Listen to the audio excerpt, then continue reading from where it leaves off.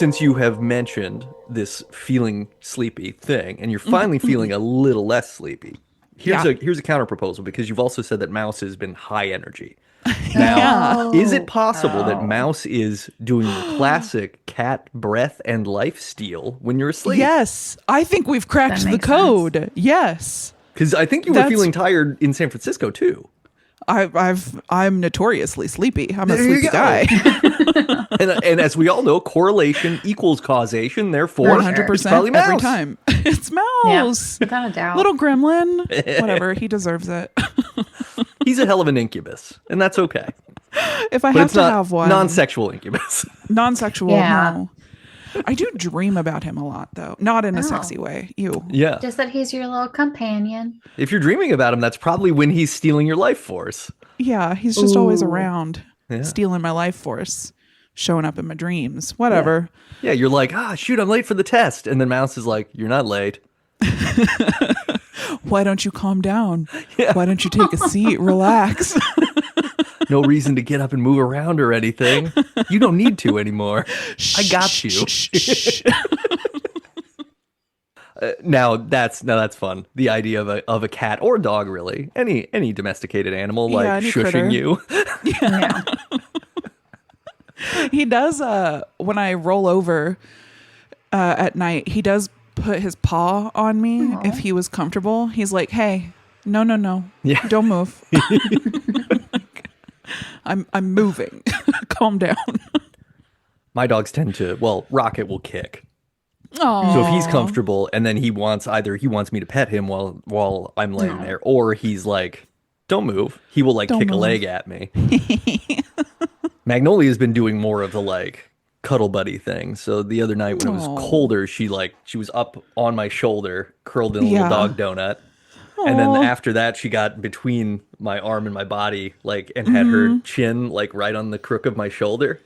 Cute. Very sweet. It's very sweet. She's a darling. That's where Mouse sleeps every night, but head in the crook of my elbow. Oh yeah, okay. He's like a little teddy bear. Yeah. Yeah, I love that. Yeah, me too. Even if he's stealing my breath and energy. Yeah, I mean, look. Especially if. We all, him. You know. Isn't everybody stealing your breath and energy? In a way. Truly. Mm-hmm. Except for you guys. Aww. You're too far away. You're only digital. Chelsea, don't tell her. We figured it out, but she can never know. You wouldn't download a breath or energy. Now, hey, that's a product. Listeners, you can't have it. You can't have it. That's the winning product. If we can download breath and energy, that'll be the ultimate biohack. God, it's going to be Omelos, but online. Yeah. It's like the Will of the Many, but that's... Oh, it's like the Will of the Many. just came out. Yeah, so. yeah. Dang it. I got to finish that first one that I've been reading for a year. They should just make a movie so you don't have to. No. That's what I've been asking for. I'm going to read it. I want to consume both. Yes. Well, yes, I want to consume all of it. You got to get it all. It's a Pokemon situation. Mm-hmm. Ahoy, listeners! This is Debut Buddies. It's your fortnightly podcast about firsts. My name is Nate, and I'm one of the buddies. I'm Kelly. I'm an additional buddy. I'm Chelsea. I'm the other buddy. And on this episode, we are going to talk about the first man to 100% accurately predict the future of America within no shred of difference whatsoever. Yep. Because, boy, oh boy, it's fun to watch a movie from the 1990s that is exactly what happens now. And by funny, I mean terrifying. And kind of unpleasant. I didn't know it was going to be a horror movie. I didn't either. I was ready for a good time. Yelling at my TV. Yeah. I'm like, don't go in there. I watched it the night after we recorded the last episode. I just clicked the YouTube on and was like, whatever, let's go. And I was just like, oh God. I did that, and I fully believed that either of you were going to text me we shouldn't do this. This is a bad idea. I thought about it. Yeah. I did think about it. We could go down a lot of rabbit holes with this one. It's every true. one of them. And I was like, we got to keep it light. We got to keep it light. There is some lightness to it, though. There is some fun. Yeah. It's fun that, some say art imitates life. In this particular case, life imitates art. But there is some really interesting history around this, too. Listeners, since the lead has been sufficiently buried, we watch Tim Robbins' directorial debut, which also happens to be Jack Black's film debut as an actor. Mm-hmm. And the title of that film is Bob Roberts from 1992. It's a movie about a man with a redundant name and a weaponized guitar that I can only imagine would say, this machine upholds fascists? Yeah, this machine supports fascists. Yeah. This machine installs fascists. This machine is currently being played by a fascist. Like, it could have said any of those things, and that would have been perfectly fine. Just hashtag fascists. It's a movie from 1992. That's 33 years ago. Oh. And we're living it. And we are in it right now. But before we talk about that, let's talk a little bit about Tim Robbins and our connection. Be there any? Oh, we have a connection. Oh, okay. Do we? How do we feel about Tim Robbins? Yeah, I like him. Yeah, okay. I think I like him. I have felt. I don't know if I do. I know. I'm like, has he been canceled? But then I watched some things, and I was like, no. I think we still jive. Like, I think it's still okay. Yeah, I think as far as I know, it's safe for us to like him. Good. Yes. Yeah, he's on our side for sure. I think that he was like, this is so absurd. Or at least he was on our side in 1992. I can't speak to. There's some great stuff around what he did. I mean, he technically created the character in like 1986 or 87. Oh. Because he first appeared in a short on Saturday Night Live. I was going to that SNL. Yeah. Because they had that whole SNL bit like segment in it. Yeah. Right. Yeah. So there was, because there was that. There was also the 92 episode that he hosted where he did the campfire one. That's the one I saw. Yeah. The kids around the campfire doing the book burning is the 1992 version. 86 was like more of a straight like short film, kind of like the Lonely Island guys have done. Oh, okay. But Tim was Robbins it like an advertisement? Yeah, I think it was like an advertisement mini documentary thing. I couldn't find it exactly, so I just have like the couple of notes that I got on it. Okay. But as far as like I've always liked Tim Robbins because like he's in Bull Durham obviously as a catcher he's a horny stupid catcher. No, horny stupid pitcher. He's not a catcher. He's a pitcher, but he's part of the Battery, so it's okay that I got that wrong briefly. Gotcha. He's also in Shawshank Redemption, which is a movie that people love. Yep. And I mostly like it. It's a pretty good movie. Hudsucker Proxy. He's in that movie about the invention of the hula hoop. Oh, fun! It's a Coen Brothers movie too, so it's got it's got that energy. Ooh. I wanted to get a hula hoop the other day. You should. I almost drove to a store to get one, and I was like, I should buy it online, and then I was like, no, I should drive to a store, and then that's where it stopped. You know how that sure cycle can go. Yeah, you know, I was like, I shouldn't buy that online. That's how I've curbed some of my online spending. Yeah, is that if it's a thing I can get in person, I have to get it in person. Yep. That's a hot tip. That's smart. That's a life hack. Because the other beautiful thing about that is I'm not going anywhere. If you don't want to leave, and the only way to get it is in person, it's like, oh, hey, maybe I don't need that. No. Yep. Don't need it. The power of inconvenience.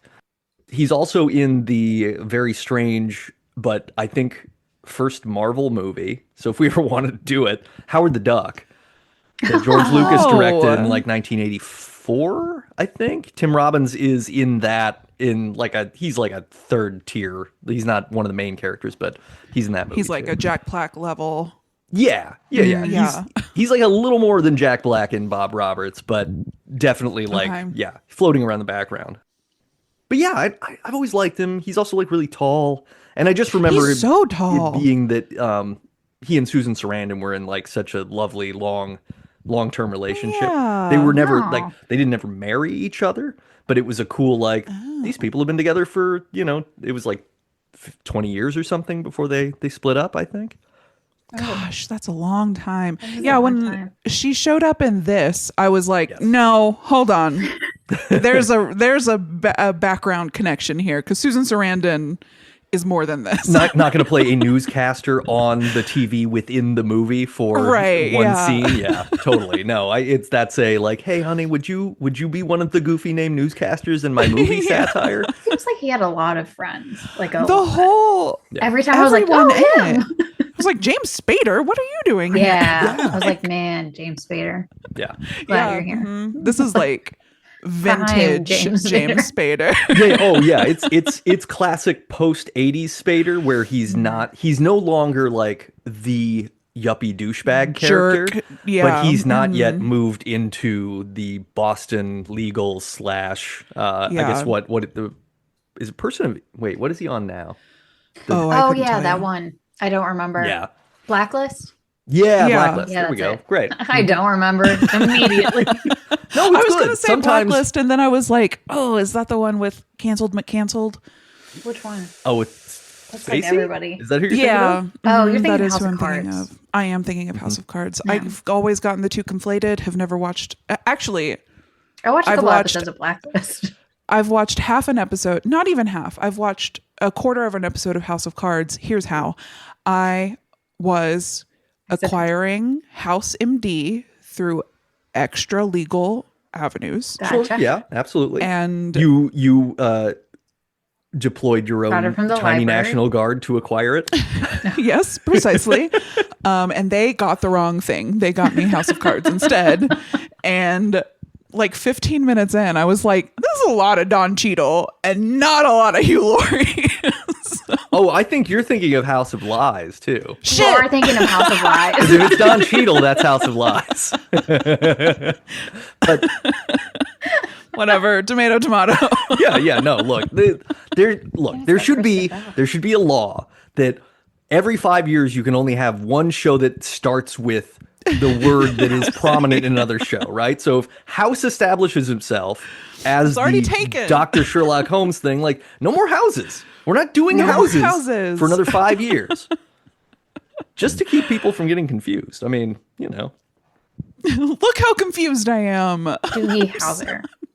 Sorry, I was trying to think of other. Yeah. I think that passes the because it doesn't start with the threshold.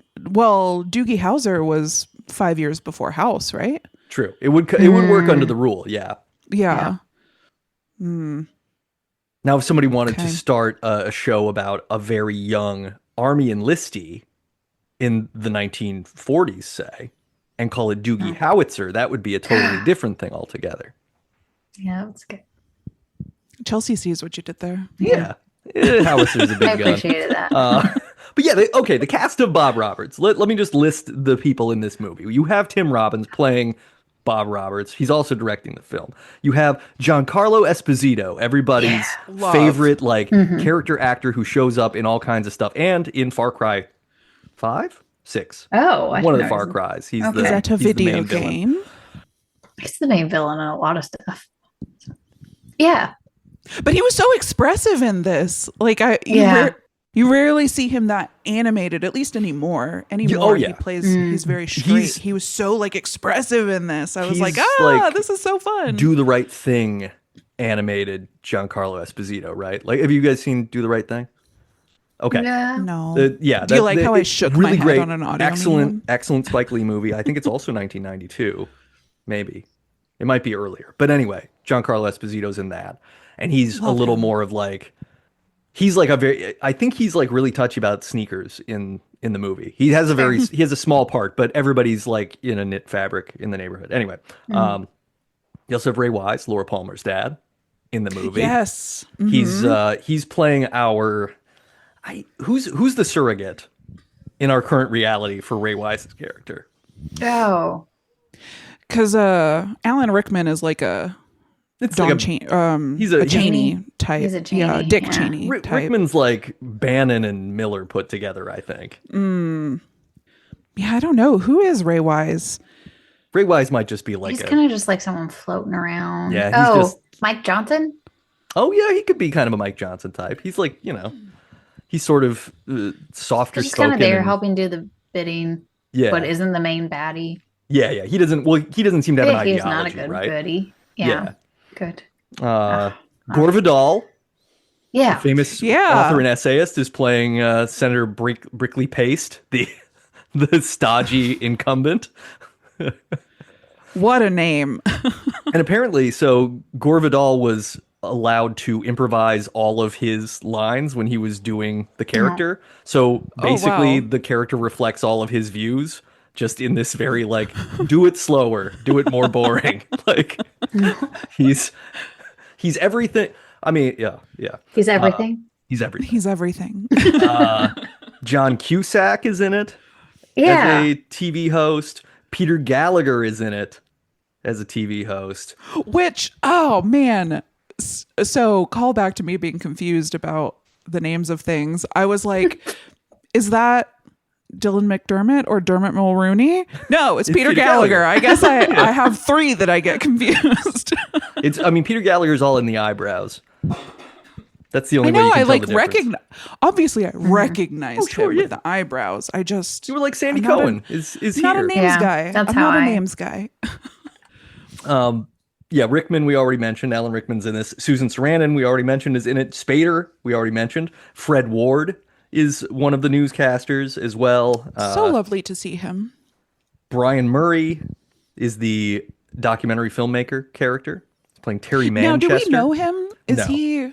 Oh, yeah, okay. I don't know him from anything. I didn't know him either. Is the only thing I was able to. I mean, he had an illustrious career as an actor, but I commonly found it as like not to be confused with Brian Doyle Murray, which everyone knows as Bill Murray's older brother, who is in a lot of those like National Lampoon movies. He's a gruff voiced guy that Chevy Chase. He's Chevy Chase's boss in Christmas Vacation. Rebecca Jenkins, don't really know. But she's the member of the campaign staff that quits, I think. Yeah. You got Harry Lennox, you got Robert Stanton, Kelly Wills, Tom Atkins, famous B-movie actor Tom Atkins from Halloween 3 and Night of the Creeps, I think, is the doctor. Who was Bob Roberts' personal doctor. Oh, the doctor. The Yes. Yeah, I did recognize him. I couldn't place him, but I just recognized another one of him. those triggering moments. You got this guy who's like, oh, we have this guy has a personal doctor who says something happened to this person that feels vaguely unbelievable. Just made up, just fabricated. Yeah. It's never happened. Spoilers. David For both the Strathairn movie is and in the this. timeline. Helen Hunt. Yeah. Lynn Helen Hunt. Thigpen. Just a little baby Helen Hunt. Aw. super baby. She was so young that I was like, Super is baby. that Helen Hunt? Is that Yeah, Helen I had to like Hunt? pause and rewind. Same. Like, aw, she's just little. You got Jack Black, as we mentioned, Yeah. playing a young man whose name was Roger Davis. And he's just a super fan. He's fully got Bob Roberts derangement syndrome or whatever. Oh. And Jack Black plays derangement so well. Yeah. Right out of the gate. Like Some of he that has had to do with crazy just eyes. with close cropped hair. Yeah, and that sort of does it. the Is that a brush non-plucked cut? unibrow situation. Like he has a very severe look to him. Where all he has to do is like be in resting face and he looks kind of He nuts. knew what he was doing. Oh yeah. Well, he had his eyes were always like darting. He did a lot of shifting of his eyes. You're right. He was super twitchy in this movie. Fisher Stevens, who we might all know from Morning Edition, I think was a TV show he was on, but he's also in Short Circuit. No, we know him from one thing in this pod. Oh, from Super Mario Brothers, of course. Jesus. Yeah, he's in that. He is in the best movie of all time. He's also been in other films. He doesn't need to be. I mean, Finger the Short monkey. Circuit thing is always the lamentable one, though, right? Because he's in brown face playing the Indian character in that geez. movie, which is one of those super strange that like, oh, this is okay in the mid 1980s. Woof. What a time. I did not appreciate that. It's been a long time since I've seen Short Circuit. It's real nuts. Bob Balaban is in this as basically Lorne Michaels, the head of the the variety show. Oh, he's another one. Super recognizable. Would never have been able to pull his name. Yeah. Bob Balaban, a movie director himself. He directed the movie My Boyfriend's Back, which I don't know if either of you have seen, but that's an but early it's like 90s a zombie movie. Oh, vampire. Yeah. Flick, right? No, that's a different one. No, it's zombie. It's a spiritual cousin to Lisa Frankenstein is my understanding. Yeah, and it's like it's kind of like a Buffy the Vampire Slayer style movie, like the original film, where it's really campy, really kind of goofy and silly. It's an odd movie though. And then Jeremy Piven also briefly in this movie as a candle seller. Oh, yeah. I don't even remember that. So it's just wild the number of people of note in this movie, and then the number of people who all end up on Seinfeld later in this movie, and all these things. Like, it's just it's insane. So we were talking about our connection to Tim Robbins, and I guess I don't really have one, except that at the start of the movie, he's like coming out on stage, and I recognized him from Profile. So like, I've obviously seen him in a bunch of stuff enough to be like, oh, it's that guy whose name I would not have known if we weren't doing this episode. But I looked through. Yes, Jacob's Ladder. I know. Yeah. I should have mentioned that earlier. Jeez, good call. Good pull, weird Chelsea, because that's probably his best movie in my opinion. Like, that's and just that's a phenomenal probably movie. the only movie of his that I've watched 75% of. I've never finished Jacob's Ladder. Which is ironic because the ending is inarguably Apparently the most important part of the movie. I know. I quit because I was bored. I'll go back for it eventually. Yeah. You got to at least finish it. You should just start the movie with like 30 minutes left. No, because I don't remember this. This was 15 years ago. Chelsea, you and I did this in Kate's attic media room. I don't remember it at all, but because I remember we were the room bored as hell, dude. Anyway, I'll go back for it. But the reason I circled back to this is because I was looking at his IMDb, trying to figure out an explanation for how he knows all these people to get them into this movie. Oh, he was a huge deal. How do you get all these? Everyone. Yeah, I guess everyone so. in LA People just like together, him, right? People were just like, "Yeah, Tim's he seems sweet, likable." Also, Tim's he's a really Nepo nice, baby. That is what I was gearing up to ask. He's a Nepo baby. Who are his parents? And not like an extreme way. Is it an extreme way? Extreme enough that he got was James like a Spader singer, right? Yeah, his dad, Gil Robbins, was a member of a folk band called the Highwaymen. Oh, I've heard of them. But yeah, I don't know, because he was in a bunch of stuff. I mean, some of the other movies that we overlooked about him, like he was in Top Gun. Yeah. He was in The Player, which is a really great Robert Altman movie. If neither of you have seen that, like that is a must-watch movie because it's very much like inside Hollywood stuff. He's playing a producer in that. It's got the, it's great. It's really good. Before this? Yeah, before this. Okay. I mean, it would have come out around the same time because this was 92. The Player came out in 92 also. So I think it was like The Player came out and then this came out and this did less well. Yeah. Guest on Chapo Trap House? Oh yeah. Just on his IMDb. Curious. He was Jacob's Ladder. He was in Nothing to Lose, which is fun. He was in IQ, which was that like cute Meg Ryan Einstein movie. He was in Mystic River. Yeah, like I said, going through his IMDb, I was like, I recognize a lot of these names, but I haven't watched any of these. But this movie has such an ethos of sketch comedy. Yeah. Like, oh yeah.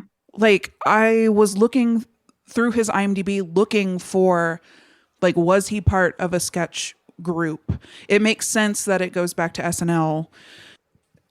But I was like, where are his comedy chops? Like, I don't understand. This feels very surprising to me, which is great. Like, not in a bad way. Yeah, I mean, this movie feels a lot like this is Spinal Tap. Yeah, it feels like clearly not as absurd, but it reminded me of Wet Hot American Summer.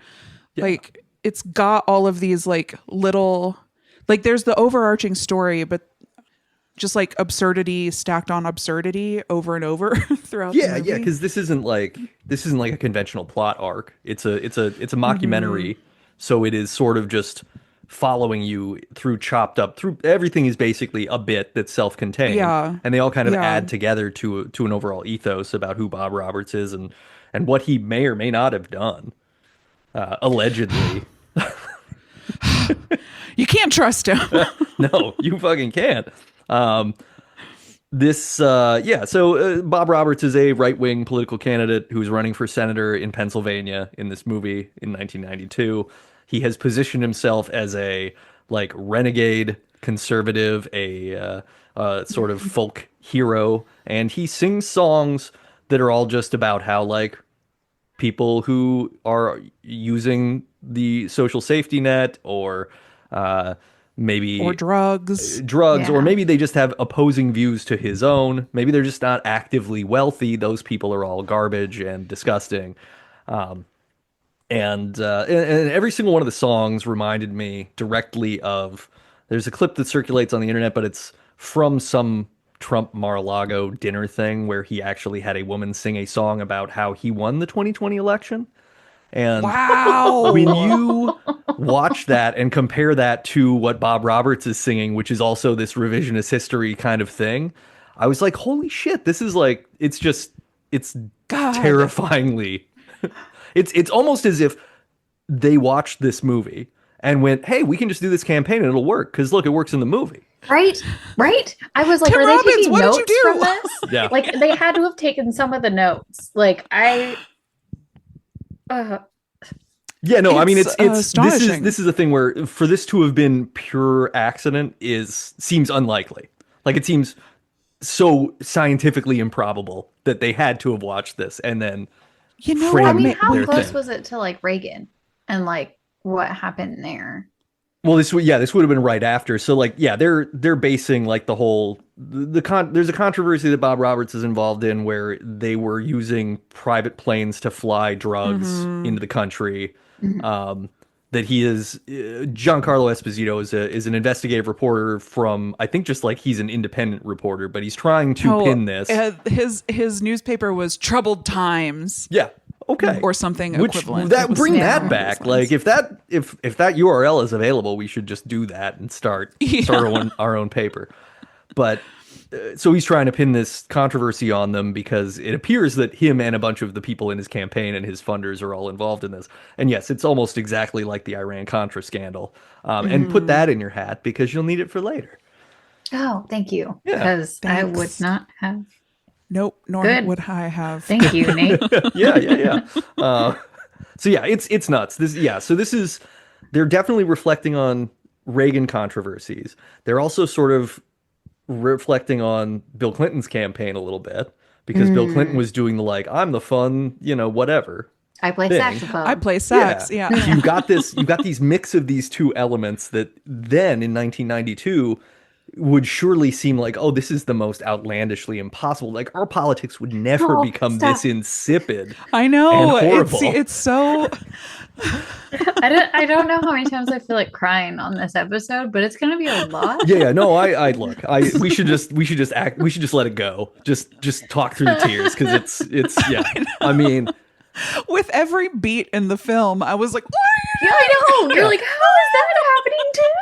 Yeah, everything Alan Rickman says is like, yep, that's been said in the last 5 years. Yeah.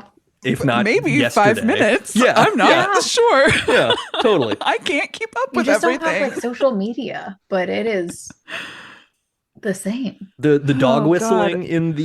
in the movie is so hard too, and like because people in the crowd are holding up signs that say power Pride. on them. Or they say pride They on say them. That's pride. right. They I say was like- pride, but the signs are themselves completely white, and the word pride is on them. And I it's, know. And it's like, okay, I see what you're doing. Like, we get I it. thought they were just trying to be gay. I Just wish no colors were They invented. messed up. we could have had some gayer folk in this movie, and maybe it wouldn't have ended up like that. But yeah, it's and all of the ideas are pretty much what we're hearing right now. Like social safety net's bad, like drugs are bad, all these people are criminals, nobody deserves to be here. If you don't agree with me, you should get out, all these things. He had like folk songs about investing and how it was like the economy is for me. Yeah. What? Well, and in that SNL sketch, he sings the song that like this country was made for me. That's it. Yeah, right? That's it. God made this country for me. It's not about anybody else. It's like very, I mean, these are all things that, again, at the time, they seem kind of quirky because you're like, oh, Like it's like this land is your There's land, no way but we we're would. rewriting it so that it doesn't involve other people. When I watched the SNL skit, I was like, oh, you couldn't do that today because people would get like, they would be like, this is too much or On the too nose. leaning into one. Like, but at that time, it was probably just so ridiculous that it didn't even. But now I'm like, it's too close I for it was to be like comfortable. watching Rob Schneider do his part and be like, oh, this is where he decided that this was something he actually wanted to be. Oh, Like, damn. Here's the ideological break moment. He's like, oh, no, you know It's what? like, I this think sounds good. this is the first sketch I've agreed with. Except at the end, they were like, but we should recycle. And I was like, God, if we could even get Please. that, if we could get that, if we could That's all agree where on that's that. where I was like, oh, this isn't real. For a second, this is real, but then not now. Would we be happier as a society if we had like enviro-fascists leading us instead of just straight up At least authoritarian there would be fascists? like Allegedly. a little 12 bit monkeys. of doing something good, but now it's like zero good. Yeah. Yeah. You think about that when George H.W. Bush was in office, like we discovered a hole in the ozone layer and then we immediately Yeah. banned the chemical in hairsprays and other refrigerants. Oh shit, we did. That allowed that hole to close, and we went like, oh hey, we did it, that's great, we can collectively fix these environmental problems. And then we were like, recycling will also help, and then nothing has been done since. It's just been stupider and worse. So I'm trying to remember. It's CFCs, right? Yeah, chlorofluorocarbons. Hydrocarbons. Is it, just carbons? I think just can't carbons. I remember. think I was trying to remember. Fluorocarbons because it's chlorine and fluoride. Okay. Yeah. Flora. Good pull. Good pull, everyone. Hell yeah. So yeah, this movie is filmed in the style of the Bob Dylan documentary "Don't Look Back." Oh, Oh. that makes sense now with the thing. Yeah, okay, that makes sense. So that's Wait, so with that's what why thingy? it looks stylistically the way it does. Holding the signs right. Isn't that Oh, like I haven't seen the Bob Dylan, so I don't. Yeah, that part is definitely in the Bob Dylan, and then like there's other Bob Dylan references. Like one of Bob Roberts' record albums is the same as a Bob Dylan record. Yeah. Mm-hmm.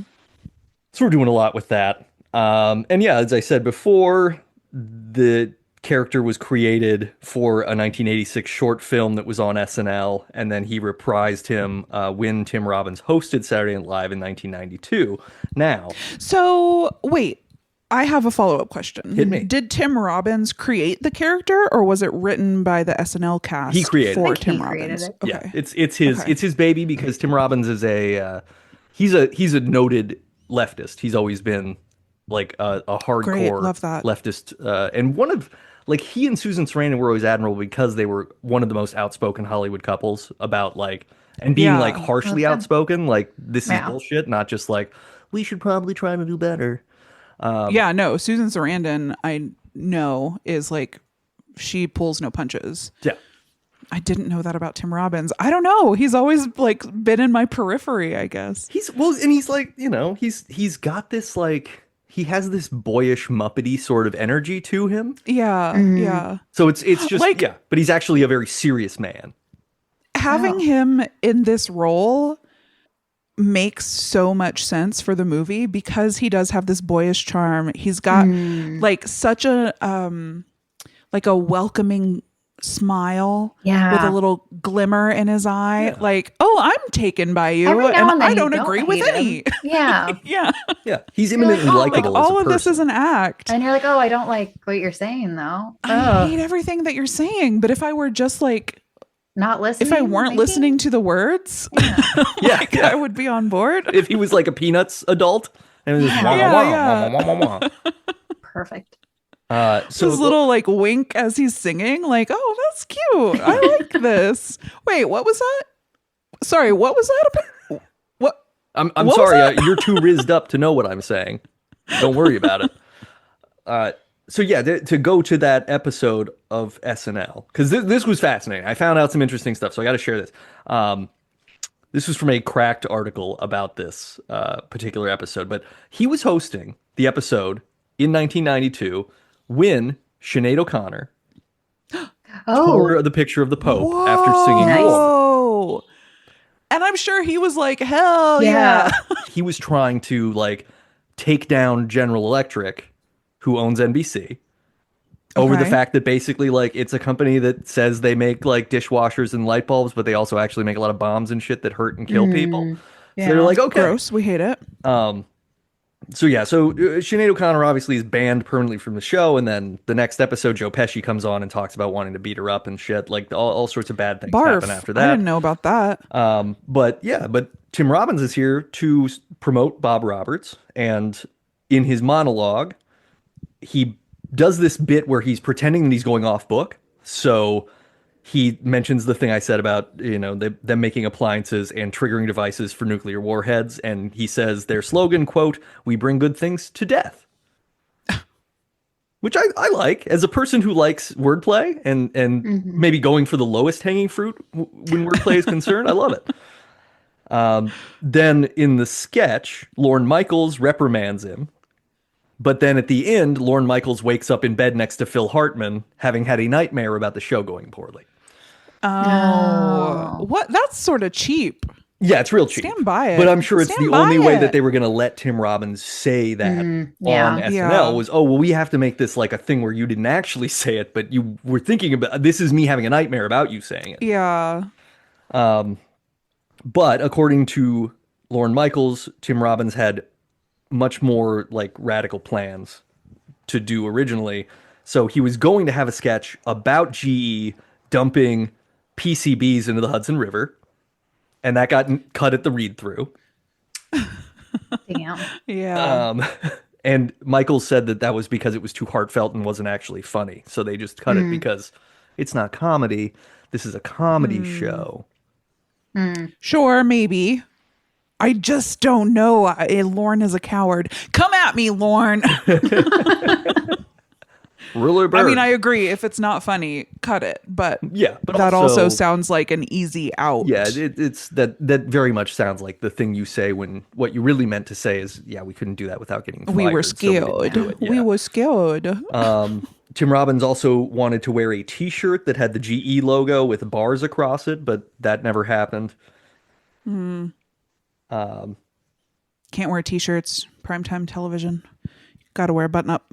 And basically, like, it sounds a little bit like Robbins may have inadvertently run interference for Sinead O'Connor because he was doing all these radical things, so nobody's watching her to see what she was going to do. So there's that. Oh, I love that. Yeah, that's Everybody's great. like, Yeah, keep an yeah. eye on Tim. Well, I don't know He's what like, he's a "Ain't loose no cannon, watching." and Sinead's like, bleh. But back to Bob Roberts. Roger Ebert liked this movie, and 2 thumbs up. he gave it 3 out of 4 stars. Oh, okay. Okay. But he Pretty didn't good. like the investigative journalism plot line. Well, I feel like that's something that happens. Sorry. That shows the naivete of the thing, because what he says in his review is, I like Bob Roberts, I like its audacity, its freedom to say the obvious things about how our political process has been debased. So then the investigative journalism thing didn't land for him because he could not yet conceive of the idea that it would go to that extreme.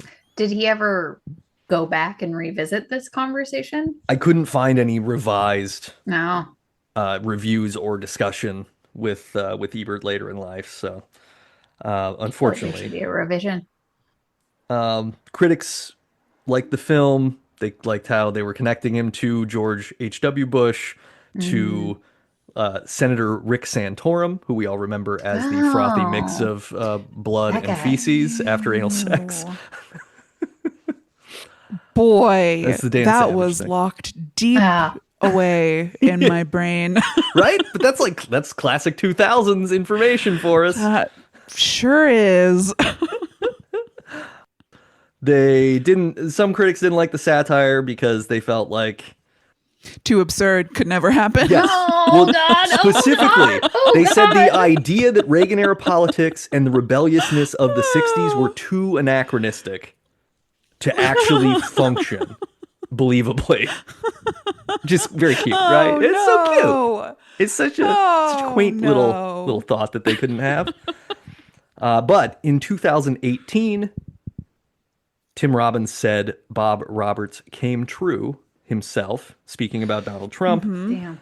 And then Yep. following the attempted assassination of Donald Trump in July of 2024. Yeah, it's just gotten more true. It's just gotten more true. Tim Robbins wrote on X condemning people saying that it was faked. Condemning people saying he it was said fake? those that are denying the assassination attempt was real are truly in a deranged mindset. Now, And he's like, also, if you want to watch my movie, Bob Roberts is available on Amazon Prime. Where and this you can watch it very on thing YouTube sometimes. happened? yeah, we're currently trying to For no secure reason. a rights Just- deal but for you my movie should Bob Roberts, watch but this. yeah.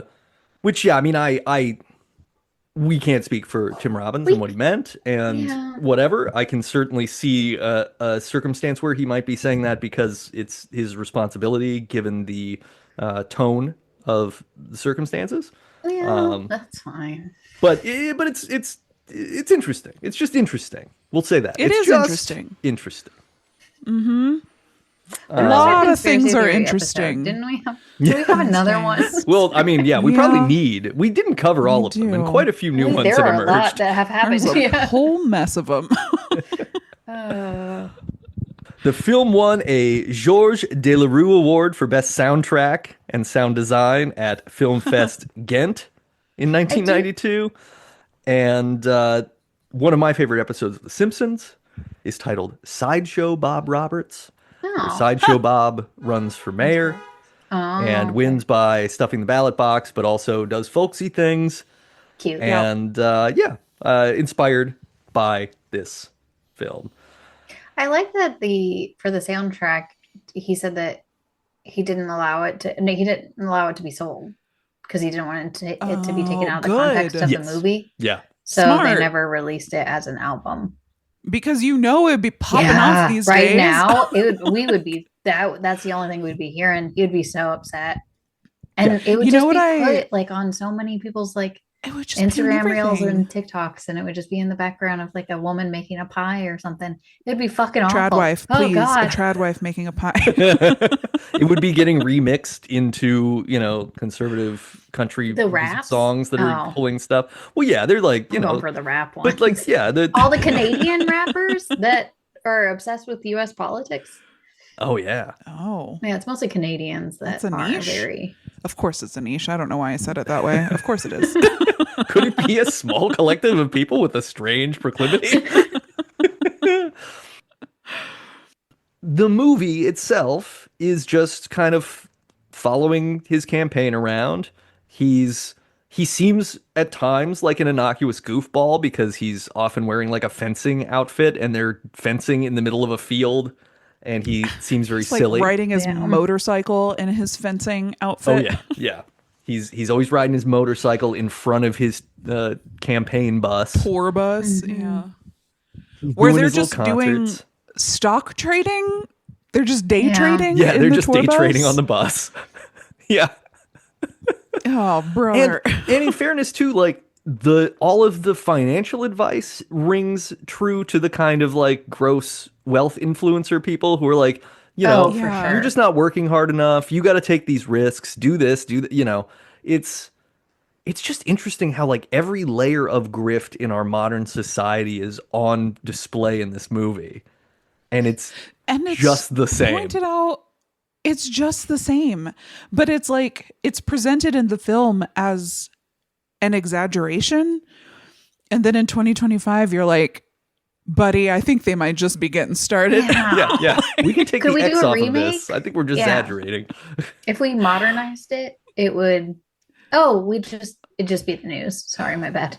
No, yeah, I mean you literally could remake this movie only by allowing Bob Roberts to murder people on stage or something, right? Like I don't know how you would ratchet the absurdity up anymore. And we could. It would just be bleak. It would be a dystopian. True. Yeah. Like Bob Roberts is funny if you can divorce it from today's reality. Like in 1992, it was funny. Whereas if we were to When we watch it make now, Bob it's less Roberts funny. today, yes, watching it today is sad. And then if we Purge. if we projected into the future, we wouldn't have a comedy on our hands. We would have just a devastating, high drama, Oscar-winning film. The Super Mario Brothers movie. Perfect where Bob movie. Roberts what? is portrayed by Dennis Hopper. You're right. That's so much better. You're right. That's what it would be. We would all be covered with Based fungus. That was the future I fucking wanted. Donald Trump. Yeah. Oh yeah. Woof, dude. It's all the same thing. It's like The the biggest 90s knew woof. this was coming, and they were The worried. 90s knew. They were worried, and they were like, "There's no way. It's fine. This is fun." Yeah. And reality was like, Well, all hold the my beer. critics were like, "This couldn't happen." It's the fucking critics. The critics ruined don't it for know. us. They were don't telling know us shit the about future, shit. and the critics were like, "Nah, this could never happen." Nobody could have known that all of these powerful people would be getting together, plotting a course for just exactly this, right? Yeah, that seems so unlikely that anybody's ever tried that in all of history. So Bob Roberts is this charismatic non-politician character who acts like he's a musician and that he's an outsider to the political system that we know. And the film pits him against the stodgiest, least interesting Democratic candidate possible, who talks about problems as in a measured way. Oh, so is he like Al Gore? Yeah, he's a very Al Gore energy, right? Like Right. he's it's just any of it's Chuck Schumer, it's any of them, right? It's just this energy of solving the problems involves a lot of work and thinking and writing stuff and blah blah blah. And Ugh. Bob Roberts is like, you deserve to make more, you deserve to have more. They're taking things from you. They're invading your country. Yeah. But even then, there's this whole aspect of the opponent is caught with like a 16-year-old. And I was like, that's also happening Yeah. today. It's all happening. It's all happening. All things are bad. Bob Roberts also seems shady enough that it could have all been a smear, but I agree yeah. Oh, sure. that it is also showing a general, like, this society is fucked. Yep. Uh-oh. Keep it light. Giancarlo Esposito is trying to figure out the evidence. He has all of it. He's just trying to get any mainstream person to believe it. And every single mainstream media person depicted in this movie has a goofy name, like, Storm Parker or Hurricane Bill or whatever. They all have silly newscaster names, and none of them ask any questions of meaning or depth.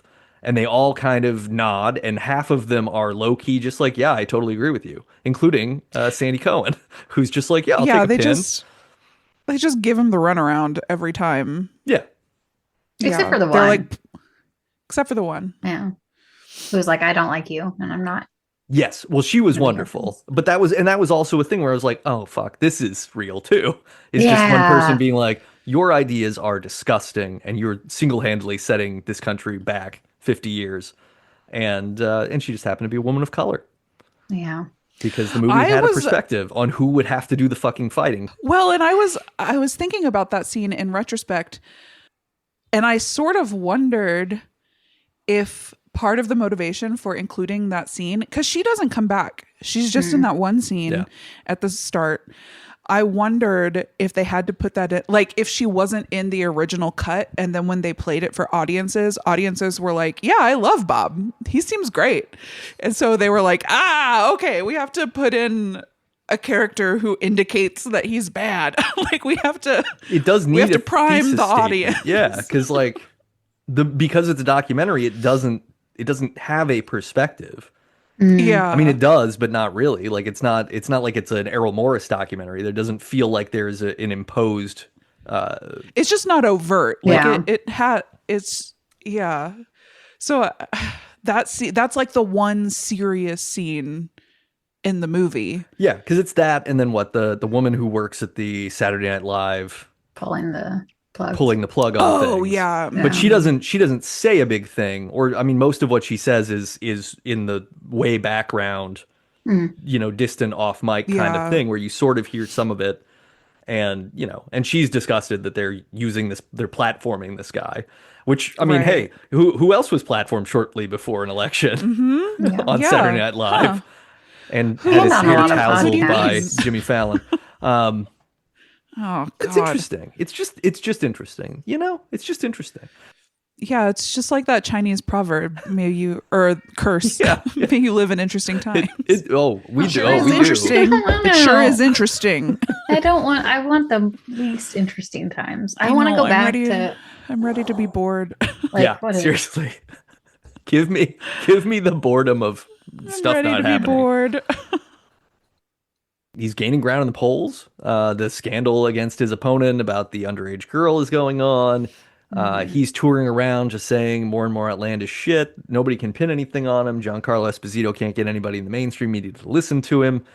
And we come to a few days before the election, and Giancarlo Esposito is going to confront Bob in a hallway after the Saturday Night Live appearance, and there is a gunshot. And Bob Roberts has apparently been what we believe to be mortally wounded, and then we discover he is supposed to be paralyzed by this attack. Then it comes out that Giancarlo Esposito's character has palsy in his hand, so he couldn't fire a gun if he wanted to. Yeah. He's fully acquitted, which is the other. I mean, this is maybe the saddest part of the movie, is that he's fully acquitted, and then maniacs kill him anyway. Yep. Which also feels completely like reality. Yeah, that feels very possible. Yeah. Especially, I mean, literally today for us, depending on what surprise listeners, we don't know into the future what happened for you today. I'm sure it was awful. I'm sure maybe it was bad. great. Maybe something really good happened for you. we hope that something good happens. We wish. I hope something great happened. I mean, this is a couple months in the future. Something good could be happening. Lots of good things could happen. God. It could have happened. I know. You know? I'm going to get Mexican and margaritas. I'm so excited. Yay. So, yeah, Giancarlo Esposito, Yeah. there before the grace of God go I suppose. There before the grace of God go everyone. Go everyone. Yeah, and we see in the film that despite being paralyzed, he's doing a rally, and he's in his wheelchair, he's playing his folk music, and we can see him tapping his foot along to his music. So I guess it was just a miracle, is I assume what the text of the movie is. No, you're right. Because he was the right God-fearing person, his ability to walk is being restored. Do you No, think I think that sorry, go on, Chelsea. that Giancarlo would have survived if it hadn't been for him saying that no shots were fired? Or no shots were shot at him and they were fired at the floor. Do you think he would have survived? Because he does, yeah, he does talk about it afterward. Yeah, You're right. He was spilling them beans. Yeah, that's true. That's true. I mean, yeah, maybe.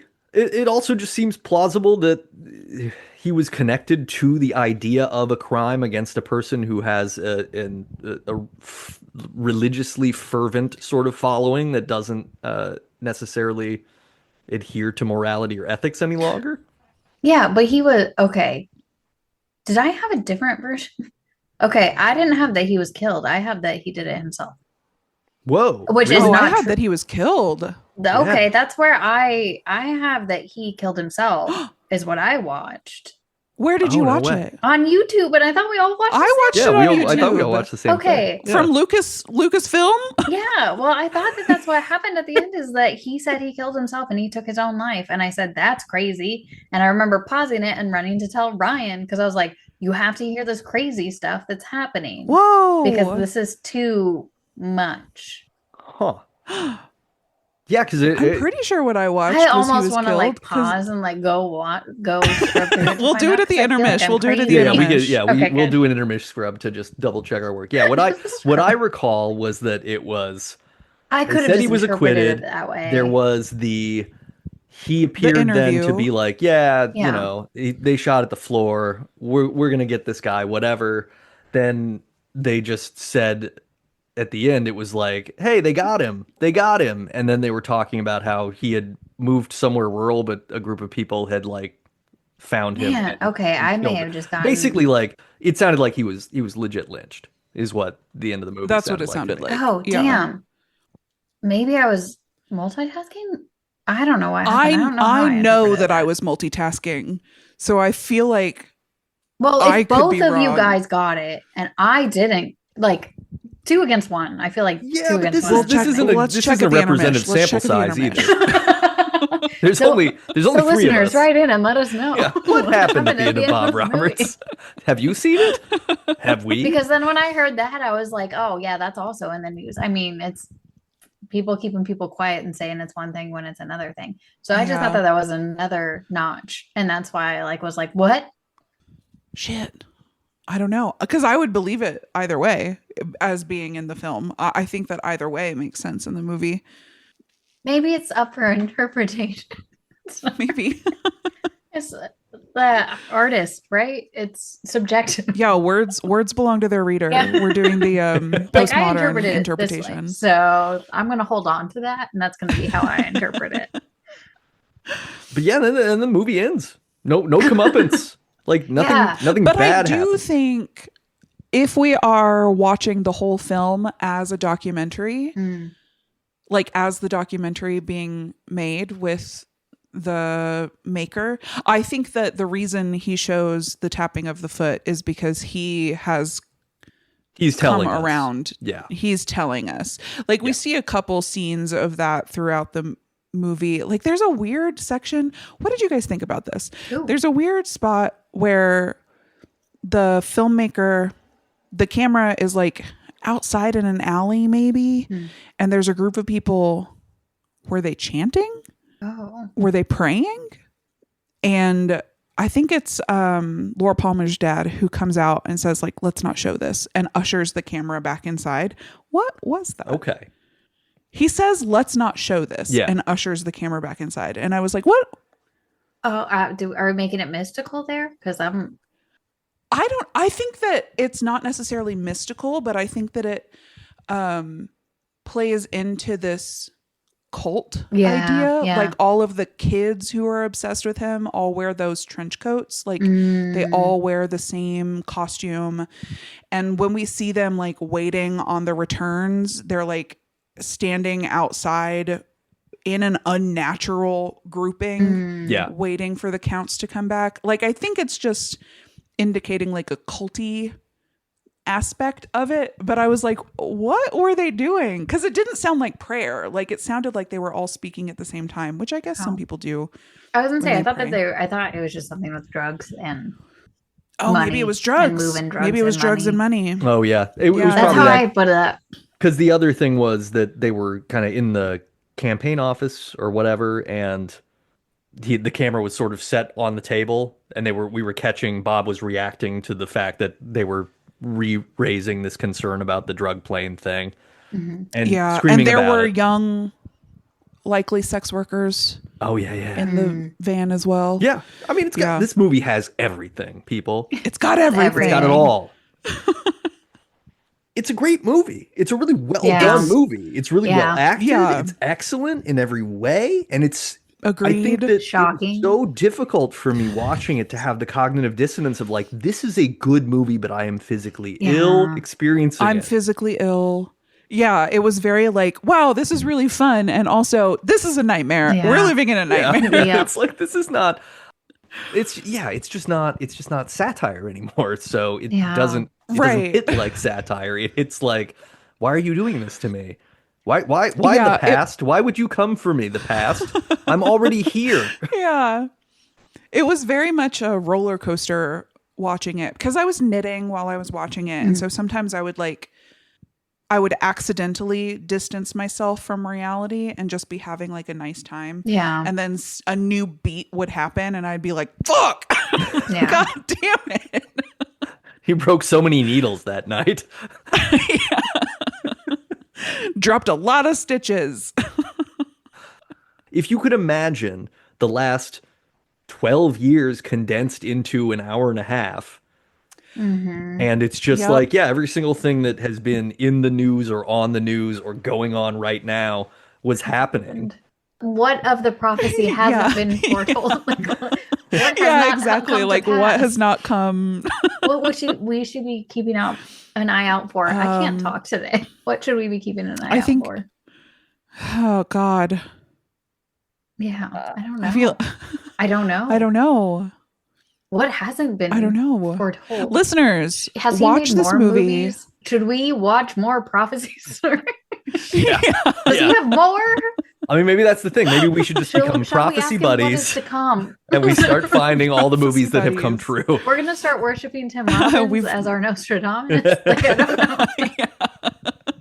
But that seems like it comes with its own problems. I know, right? I don't know. Listeners, watch this movie. Write in debutbuddies@gmail.com. What did we miss? What's happening next? What is in this sacred text that we didn't observe because we were flooded with all of the things that did occur? I loved okay. I want to talk about Alan Rickman for a minute. Great. Yes. Little baby Alan Rickman. I know. I also always want to talk about Alan Rickman. One, there's a scene at the end where he's been subpoenaed, I guess. What did they do to him? What's the right? Yeah, I think he was subpoenaed. For it? Okay. And he's giving a statement afterward, and he's very concise, and then he just says, goodbye, I have to go pray. And I was like, that's so on the nose and so what's fucking happening today? Yeah. Yeah, they'd be like wow. The people who are accusing me are themselves the people who have done these things, and this is all made up. It's all lies. They basically say fake news multiple times. Yeah. Yes. In this movie. Yep. And then the other thing I wanted to say about Alan Rickman is God love him. I love Alan Rickman. I would die for Alan Rickman, even though he himself has died. Mm-hmm. Sure. My man cannot do an American accent. No. That's fair. He cannot. He just gets more with it. He was half British the whole time. He'd come across an R in a word and not know what to do. I was like, baby girl. He's a bit like Ewan McGregor that You're doing way, your best. Where it's like, you're doing your best. You trying. You're trying. Yeah. I think... No, never mind. I was going to say, I think Ewan does a better job, but then I remembered that the movie I was thinking of, he has an English accent. Yeah, so that'll do it. Never mind. Yeah. R.I.P. Alan Rickman. R.I.P. Alan Rickman. Great actor. That was 2016, wasn't it? I think so. I believe it was. Horrible year for us all. This came true when he was like, I'm out. Yeah. Yep. He was like, Bob Roberts is happening. I know what else is coming. I have to go pray. If Bob Roberts is happening, I am no longer happening. Yeah. It's all super text. The thing is this movie is all just all happening text. On the nose. It's hard to talk about it like there's anything secret. I do have a question for both of you. Whose haircut did we like? Boy, that's a question, huh? Between you and me, Chelsea, or among the people on in the movie? Amongst everyone in the movie. Oh, Whose haircut would you want to have? I guess Alan Rickman's. It's not bad. Not bad. I do wish I had. I want the kind of gloves that Ray Wise has, because he has those those nice black. They driving. Yeah, gloves? The driving gloves. They just there's just an elegance to them, and they look like just normal hands, but warmer. Oh yeah. That's achievable. We can make this dream come true for you. I can totally go to a Marshalls and purchase a pair of isotoners for probably $12. It's not a big dream I have, but look, we can't dream too big all the time. That's true. You'll only be disappointed. You have to dream achievable. No, my question is, were there any bangers? What did we think of the music? I was like, some of these are pretty catchy, and I would listen to it elsewhere. And then I was I wouldn't listen to it, but right. If it came out, I might sing it ironically and then hate myself later. So I don't know. And some of them, there was one about, not helping with safety nets. I remember that one and being like, oh, I could see this taking off. I just remember listening to some of them being like, I could see this song taking off. Yeah. This land is my land. It is only my land. Is that if the land belongs to me? That's not how the song goes, but it's similar. It's really close. I mean, see, but here's sort of my argument: is not one melody stuck with me afterward. Yeah, the opening scene he's singing. So I was like, okay, I got to pay attention to this. I want to know if there are any bangers, because that would be good, bad. I don't know what it would be. Yeah, I'm not sure. It sure would be something. I don't know that there were any bangers. I agree that they were all like, I think though that this works with the film. Oh, that's they were all sort of like, I think Complain, that was kind of catchy. Give me more. That's the one where he's like, they don't like this or that. All they do is complain. Oh, that's the only one I think too that got two. Yeah, it got 2 plays in the movie. It got 2 plays. Yeah, so that's definitely the single. Here, I can read you the titles of all of the songs. And we'll see if we can remember them. Excellent. Okay, so there was What Did the Teacher Tell You? Oh, I remember that one. There was Complain. There was My Land. Yeah. There was Times Are Changing Back. That's the one, the duet with the gal. Yep. And I was like, MAGA, we're making it great again. Yep. Wow. Okay, great. Excellent. There was Wall Street Rap. That was the one with the signs. That was the signs. That was the like SNL one. Yeah. See, I didn't know that this was on SNL, but that scene is what made me think. Yeah, because it's very sketch. It's a very like it's quality, very sketch. Like, here's a slice. And even the like throwing the signs away, that's classic SNL. Classic Love Actually. Yeah, that's what I thought too. Whenever I was like, Retake America. Woof. Prevailing Tides. Oh, gross. I Want to Live.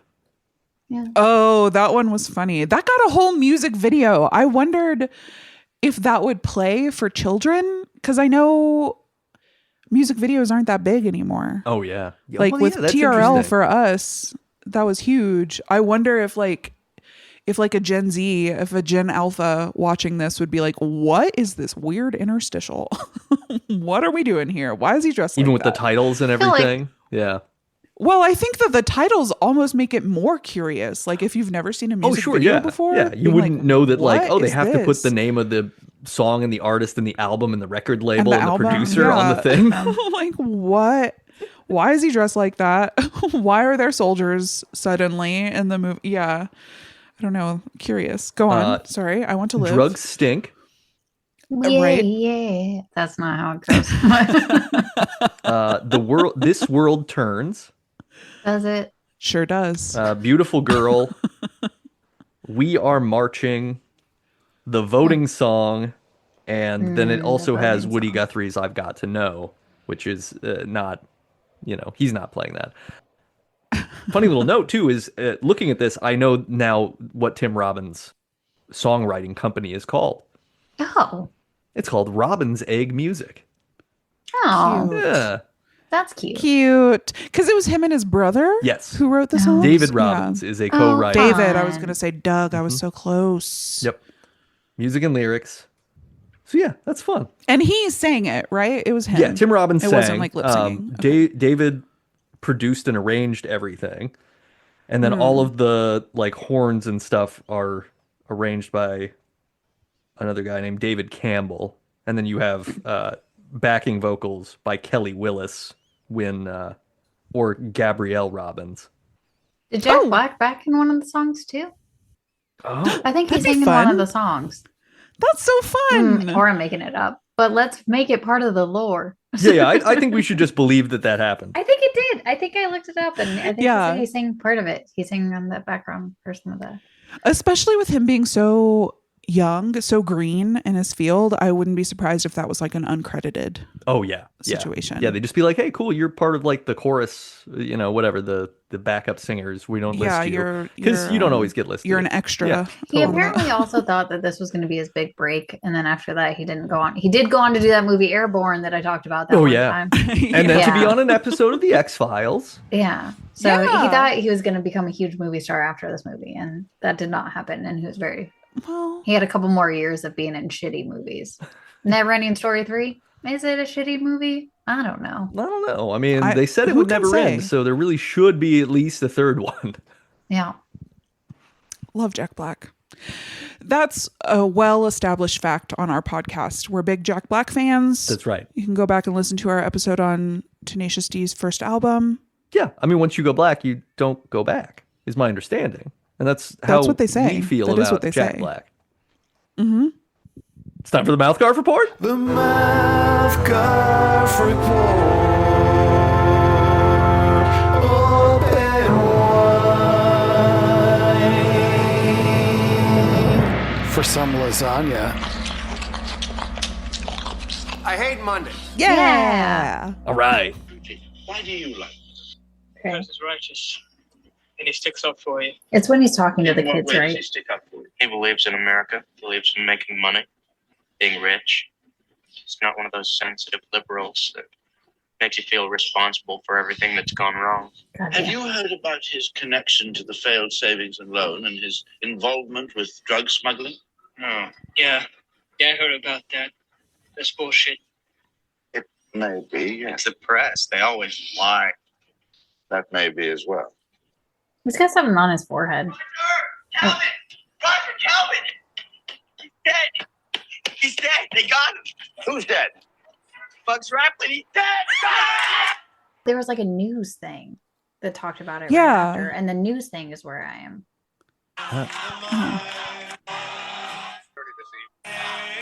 Was shot at 6:30 this evening.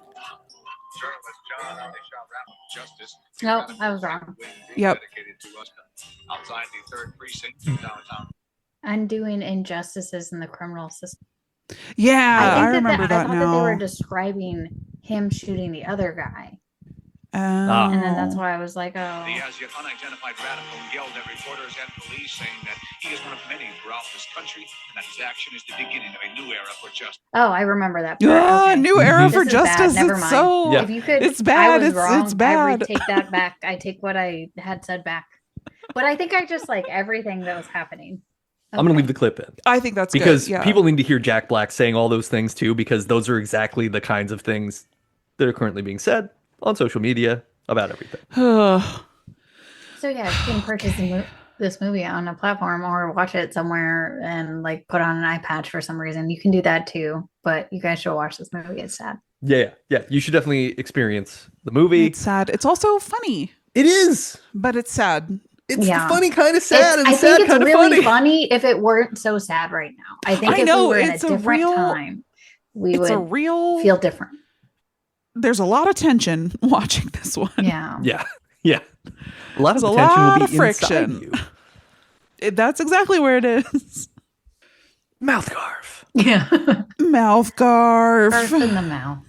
I had a very political movie watching week because I watched this Yeah. and then I watched the film One Battle After Another, I have not watched it yet. Don't say which is Oh, anything. no, amazing. nor have I. I'm not I've going to only say heard anything great about it, things. but it is amazing.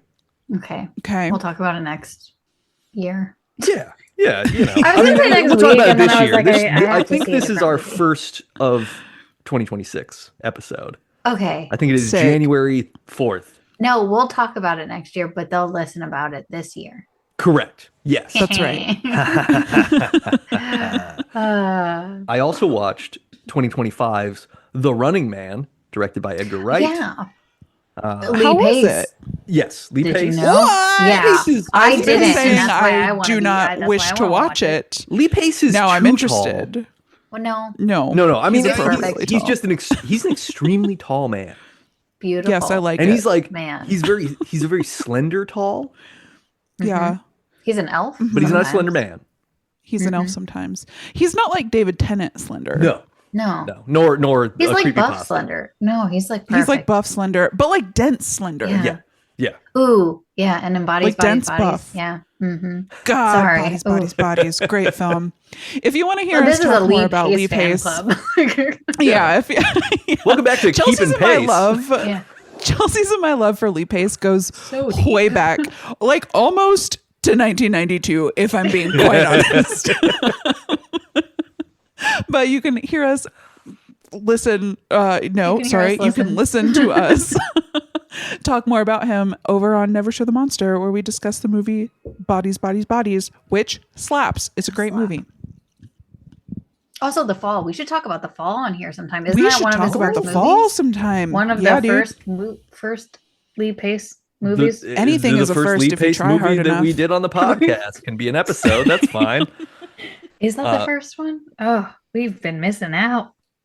Yeah, I don't think we've paced. I don't think we've. Okay, our how pacemaker big a installed. role is he in Running Man? Should I see it? Is it enough for me to be interested in a premise that I'm otherwise uninterested in? I don't know if he's in it enough for you to be interested in this movie. But what if we combine it with I only just learned that who's that little weirdo I love so much?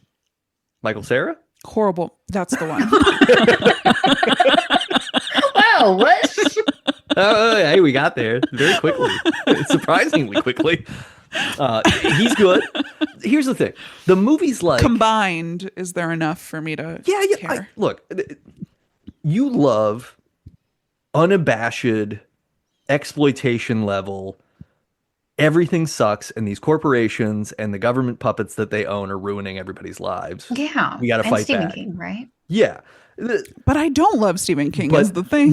It doesn't feel like Stephen King. The movie doesn't feel like Stephen King. It doesn't. The dialogue doesn't feel like Stephen King. It doesn't have that kind of Stephen King-y sort of thing. I love his characters. Yeah. They have characters. It's true. I thought they might. It's like the movie's like a 3.5 out of 5. It's not. Okay. I don't think it's a great I thought movie. it would be there. It's But like a movie that's there. It's a really fun, flawed movie. Oh. Like it's how kind long of, is it? Cute. It's like 2 hours and 10 minutes. Okay. Achievable. It's cut. It's cut together kind of haphazardly. It's a little janky at points, but like How what does it it's compare doing to is the- really interesting. How does it compare to the other one? To the Arnold Schwarzenegger, Yeah. The Running Man. It's like it's so much more like So much more. directly political and sort of like cyberpunky. Oh, cool. Okay. That sounds fun. And it also spends the majority of the movie in the show, whereas the Arnold Schwarzenegger one, like he's kind of not in The Running Man until the last 30 minutes or so. Oh, damn. Okay. Maybe- I haven't seen it. maybe the last so I don't 40 even know minutes. why I asked. It's a but lot of I thought you would have. Oh yeah. I do enjoy the OG as well. It's just it's not a great movie, but it's a good to very good movie. What it's saying, what it believes, I strongly agree with and enjoy, and it's nice to see. Glenn Powell, it turns out, is pretty charismatic, and he's pretty hunky. Like he's the man. You have talked about Glenn Powell a lot. Are you like? Is he Glenn your Powell lead was face? the one in I think my... I've talked about Glenn Powell a couple of times. And the first time was I don't know who Glenn Powell is and why Glenn Powell is happening. And now I think I do that might have understand been. why. So we've reached the arc. We've come back. Now you know. He's never going to be a Lee Pace in a to lot me of the stuff. way that Lee Pace He's is to no you. Lee No one Pace. can be a Lee Pace. He's no but, Lee Pace. But I do get him now. I get that Okay. he has this He has a everyman charm. accessibility. He's got charm, and dude's fucking ripped. Like a couple of times but when he's he's made for not men. wearing a shirt, like it's whoa. He's for men. He's a for men. He's for I don't men. know. He's you're gonna not look at for him. the ladies. No? Lee Pace He's is deeply for the annoying ladies. to me. Well, fair, Lee okay. Pace is for the ladies, which unfortunately Lee is Pace for is men. not for the ladies. However, His existence is for the ladies. his existence is for the ladies. All the photos of him are for the Yeah, ladies. sure. It's fine that we can't have him. There's a lot of men that we can't have. Isn't it? But People's Glenn Sexiest Powell, Man? Glenn Powell. Is that he? was No, the guy from Wicked. No, Oh, Also not for the women, but for the women. slutty little glasses. Slutty little glasses. Right? Wasn't that him from don't the know. Jurassic Park Does that- with no. Scarlet with ScarJo? Oh, yeah. That oh makes sense. yeah, that's the same guy. You're Oh, right. For Wasn't that some him? reason, I was thinking Yeah. of the other guy from Jurassic Park that I would assume would say slutty little Oh, glasses. No, the one who Who's has wearing it the slutty little wore glasses? slutty little glasses. Yeah. And then I believe sold slutty little glasses. Could I pick him out of a lineup? No, I am only on Jonathan Blue Sky, Bailey. which is a text-based social media. So I don't know what anybody looks like. And that's how we like it. I will say that I have seen 2 ads with Glenn Powell. One is for The Running Man and one is for the Olympics. And he's deeply annoying to me. He's very He irritating. admitted that All Lee right. Pace is like beautiful and that he's the Yeah. like they were in an interview and they were like, "You're a really attractive man." And he was like, "I am by the most attractive men." And I was like, Yeah, Lee okay, Pace Glenn is the Powell hunk. gets it. Yeah. As he gets it. Not like he Okay, can so get long it, as he but understands. he gets it, you know? Right. No, he can't get He it. I don't think he understands. could get But he it, gets but it. he understands. Yeah, okay. Yeah. Okay. Yeah. Sure. I mean, so in a way, Glenn Powell is all men who should just acknowledge, like, look, Lee Pace. Lee Pace. Let's not I even think that let's that's not even Hubba hubba have ding ding. conversations about Mm-hmm. me and Lee Pace. But yeah, I recommend seeing the movie. I don't know. It was fun. It was just it's an interesting Okay. ride. It's fun. It says things that we like. I like it when things say what I like. And otherwise, I finished season 4 of Tales from the Crypt. Oh, good. Hey. Included an episode where Brad Pitt is a drag racer who's evil, and Joe Pesci Seems is a con man who tricks twins into thinking he's also twins, and then they Oh. discover that Okay. they're not twins and they can't share him, so there's two halves to Joe Pesci. Oh, cool. Yeah. I was wondering where that Nice. was going to go. Yeah. Nice. Some great episodes, lots of good gore, lots of like especially the Joe Pesci one, but lots of like legit comeuppance, which is always nice. Like I enjoy horror where comeuppance happen to the bad baddies. Just desserts. Yeah. Tasty. And is it still being fun? Is it still the like lighthearted Tales from the Crypt versus the like Cool. the Nice. tone? So I think the last episode that I watched, it's about he's an older retired like marionette puppeteer who used to be on like 50s TV and was very popular, and yeah. now he's just sad and everything, and he's still talking to his one marionette. And This is sounding very familiar. and his he basically like he's despondent. His wife's unhappy. She's going to acting classes on Tuesday. Then they hire this younger guy to be his co-puppeteer.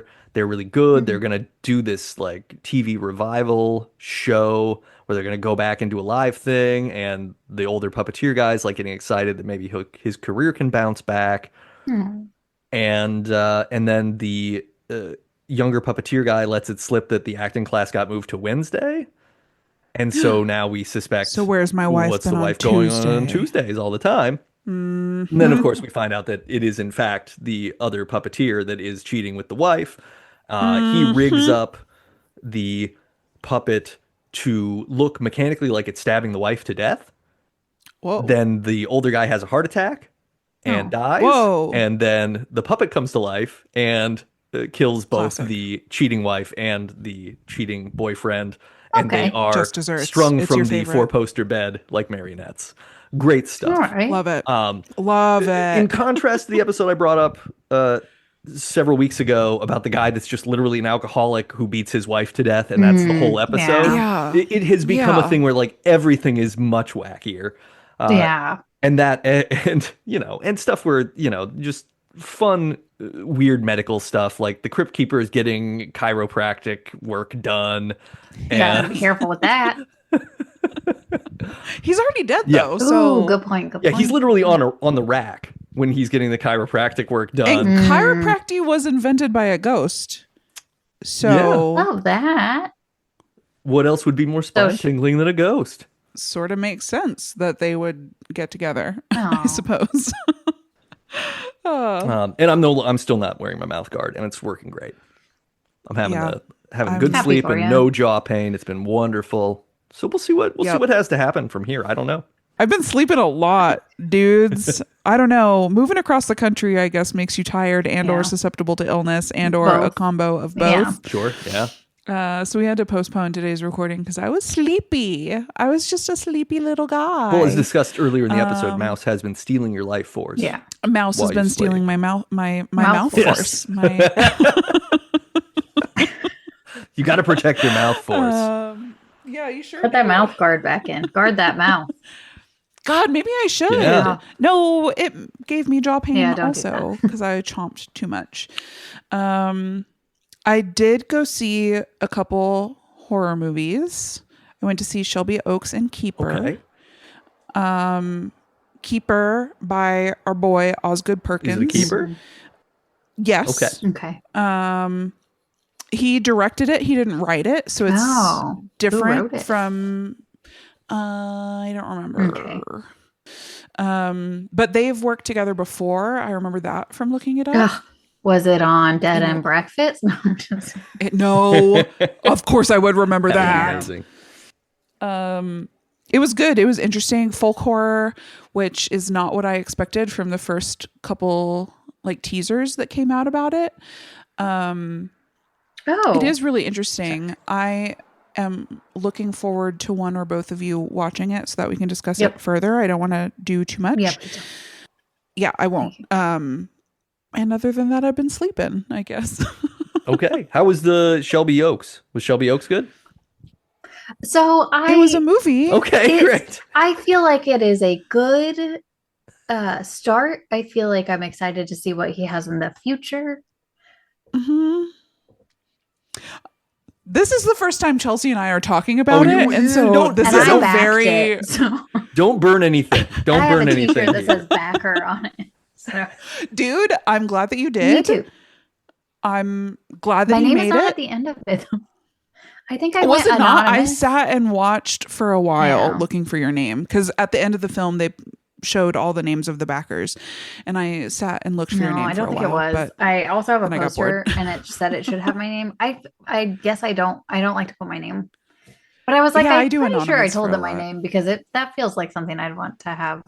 Yeah. But I'm like excited about him directing, and I think he should continue to direct. And he had help from our favorite person, Mike Yeah, Flanagan. Mike His Flanagan. name. Yep. Sorry.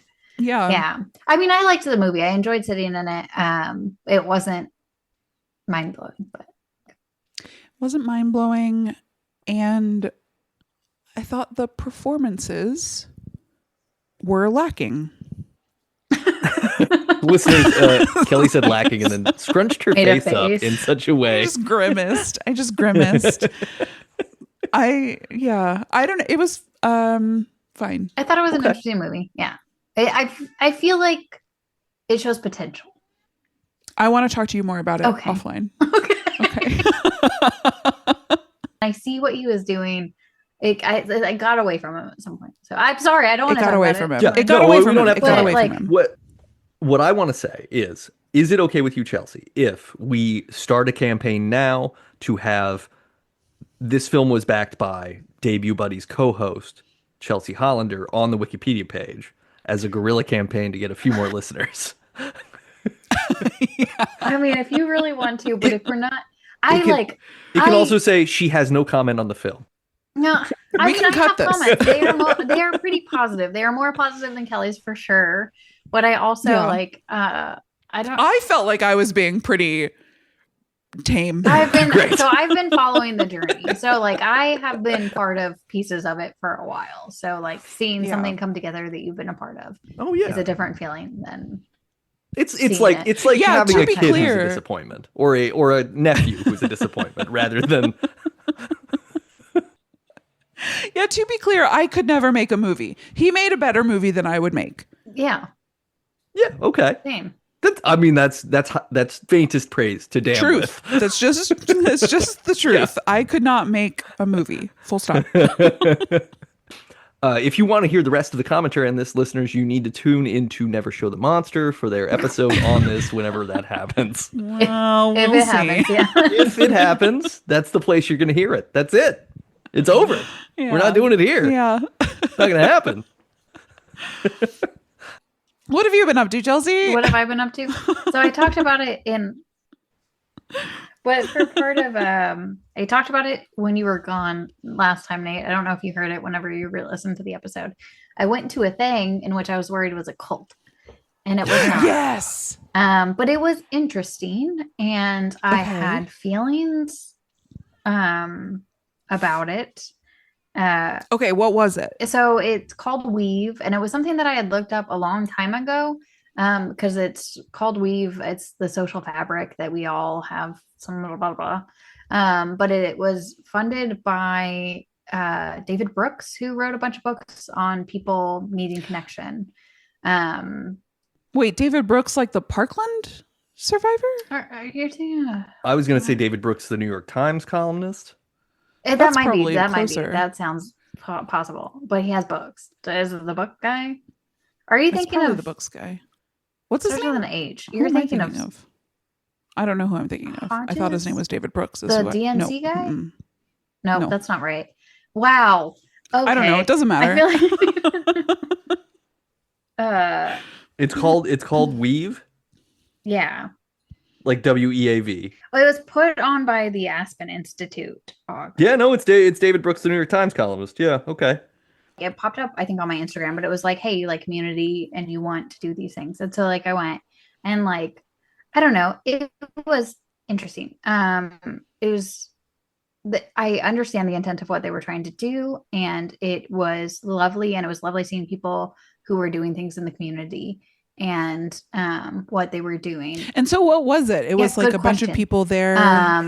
That was answered in a way trying to that, understand. that means like I was also trying to figure out what they were doing. And even Yeah. while I was there, I was like, I'm not sure what I'm doing here. I What's need to going be more on? involved in my community, and that's what I'm trying to figure out.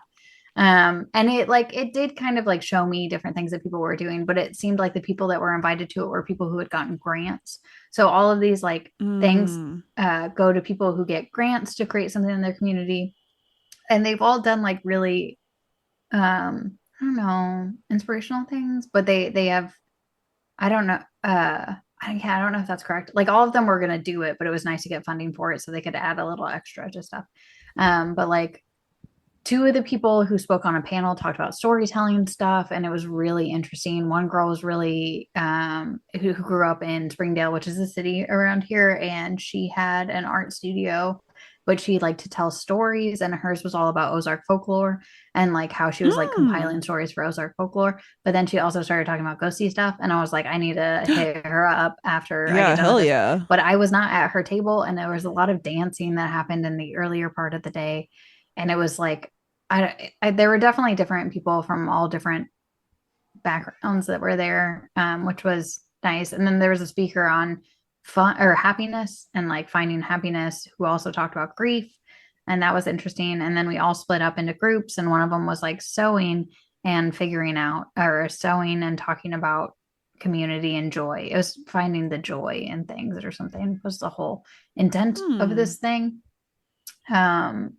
And it was just really interesting. Met some people, don't know if anything's ever going to come out of it, but found out how to get a grant if I want to put on a community event, which is cool because that used to be my stuff that I used to do in college that made me very happy. Yeah. So maybe it will lead me to something, and eventually you guys will hear a fun story of how I made an event or did something. And then I started watching Twisted Metal, which I have enjoyed so far. Ryan has gotten really. What's that? It's a TV show based on a video game that was about people who like are in this race, and they have cars, and they get one wish and they kill each other.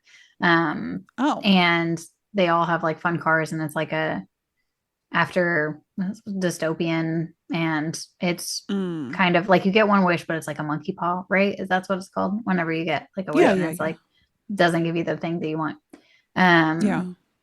But Ryan has been obsessed with like making up new characters inside of Twisted Metal. And then he was like, can we watch Twisted Metal? And I was like, okay. Yeah, of course. So we're like 5 episodes in. It just got renewed for a 3rd season, but it's been fun. It's been a fun watch. I've been enjoying it. Nice. And then the last part, I went to a Lord of the Rings trivia night last night, and it was super fun. How did you win? Nice. No, because I was the only person on my team. Technically, Ryan was on my team. The only thing he provided me ended up being incorrect. He argued with me about the runes that dwarves wrote, and I was like, I'm pretty sure this is dwarf runes. And then he was like, no, that can't be right. And then we bet on it, and I won, and then I got it wrong. But that's not, I am holding on to that a little too hard, I think. In a night where maybe you couldn't win the trivia night, you won the only battle that ever counts. Oh yeah, I was not going to win. There were definitely there were groups. We were the smallest team, and there were groups there that definitely got 100% right. I think there were 3 groups that got 100% right, and these were hard fucking questions, and they were based on the movies only. And I was like, Oh. movies Okay, only. so not even I've like the got this. Cimmerillion and all the. No, not even the books. No, it was just movies. And then I was like, oh, I can't. And I don't know why I had such a difficult time with it. There are some of the Elvish names I just like, I don't have. And then like certain items. But I was like, where does it say this? I was like, this is obviously some of them. I was like, this is from the extended version. And if they didn't watch the extended version, they wouldn't get this. And then I felt really confident when I turned it in. And then we graded it and I was like, fuck. But I did get the name of Gandalf's horse. Shadowfax. Kelly, thank you. My computers. In college, all of the computers in my Linux lab were named after Lord of the Rings characters, and my computer was Shadowfax. Oh, that's cute. And I remembered Yeah. that. And that's how Yeah, I remember that's it. crazy. Is because of your computer. Yeah. My computer, Yeah. Shadowfax.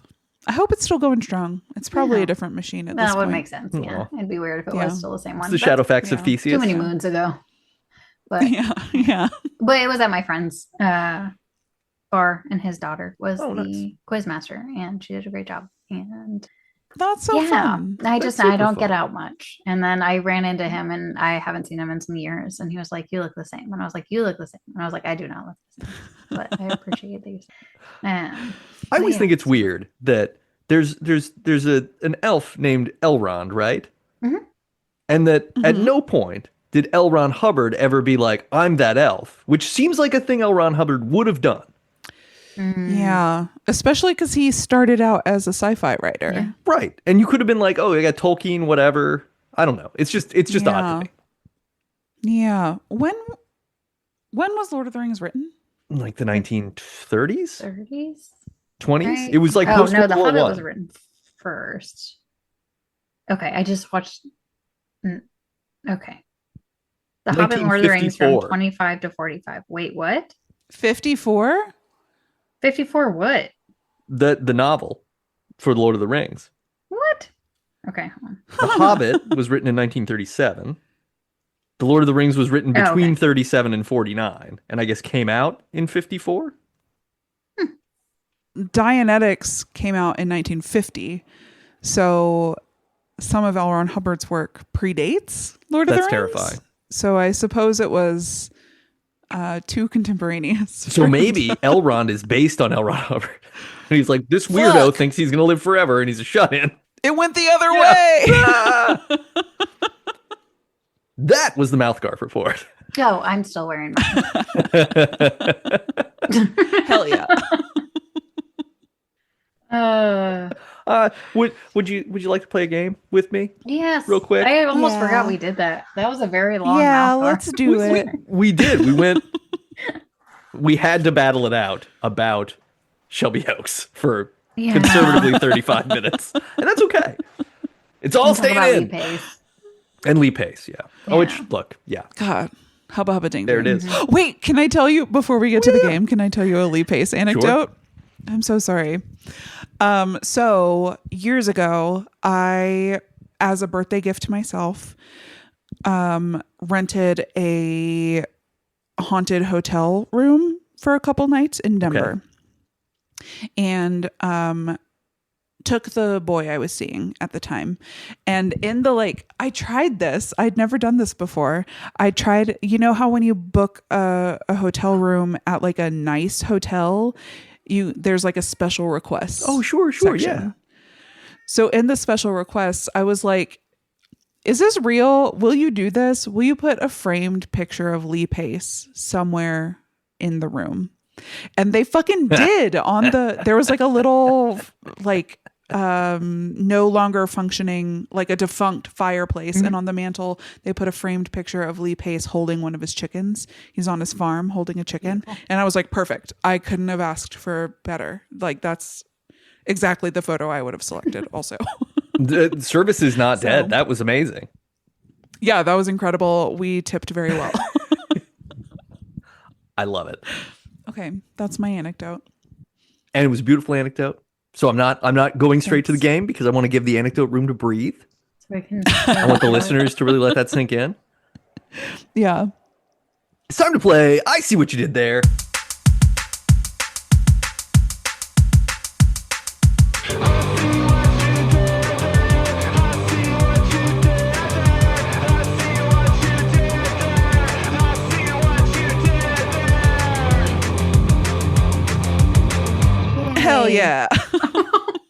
These are all going to be about the movie, about people in the movie, and about stuff connected to politics. So, woohoo! Ooh, this is gonna be fun. Oh, great. It will be. It will be. Okay. You have already And brought it's always up. fun. You brought up at least 2 of these things so Good. far. So you're doing great. Number 1. This is Tim Robbins' real life partner at the time, who appears in Bob Roberts as one of many silly name newscasters. And this is the 1997 volcano disaster film starring Pierce Brosnan and Linda Hamilton that preceded the similar film Volcano by 2 whole weeks. Should we do it at the same Okay. time? 1, 2, 3. Susan Sarandon Dante's Dante's Peak. You see what I did there?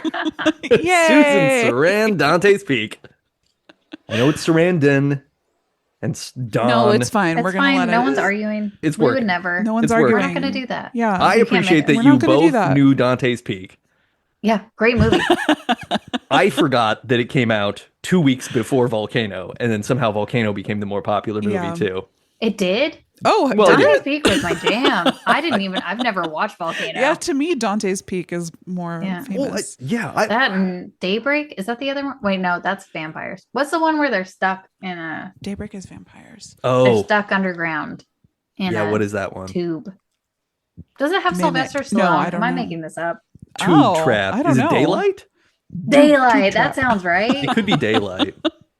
God, I love Because that's that like, movie. isn't Those that the were one where two Stallone movies I like watched on, punches his way TNT. out of the thing at the kind of? He punches his way out. Well, sort Wow. of. Like he gets terror strength, and he's able to punch the stone. Yeah. Don't we all get terror It's- strength? It's We the better hope strength so. that allows mothers to lift cars off their newborns or Yeah, whatever. Yeah. that's Yeah.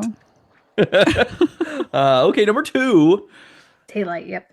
Sorry. This is an election held to determine which candidate will run in an upcoming general election. And this is a well-known nursery rhyme about a girl and her petite alabaster ovine. Primaries had a little lamb. You see what I did there? Yeah. Yeah. Primary had a little lamb. Yeah. Oh, Mary. Yeah. Just wanted to put an S in there for fun. Yeah, no, I mean, I like, too, that it could be Mary's had a little lamb.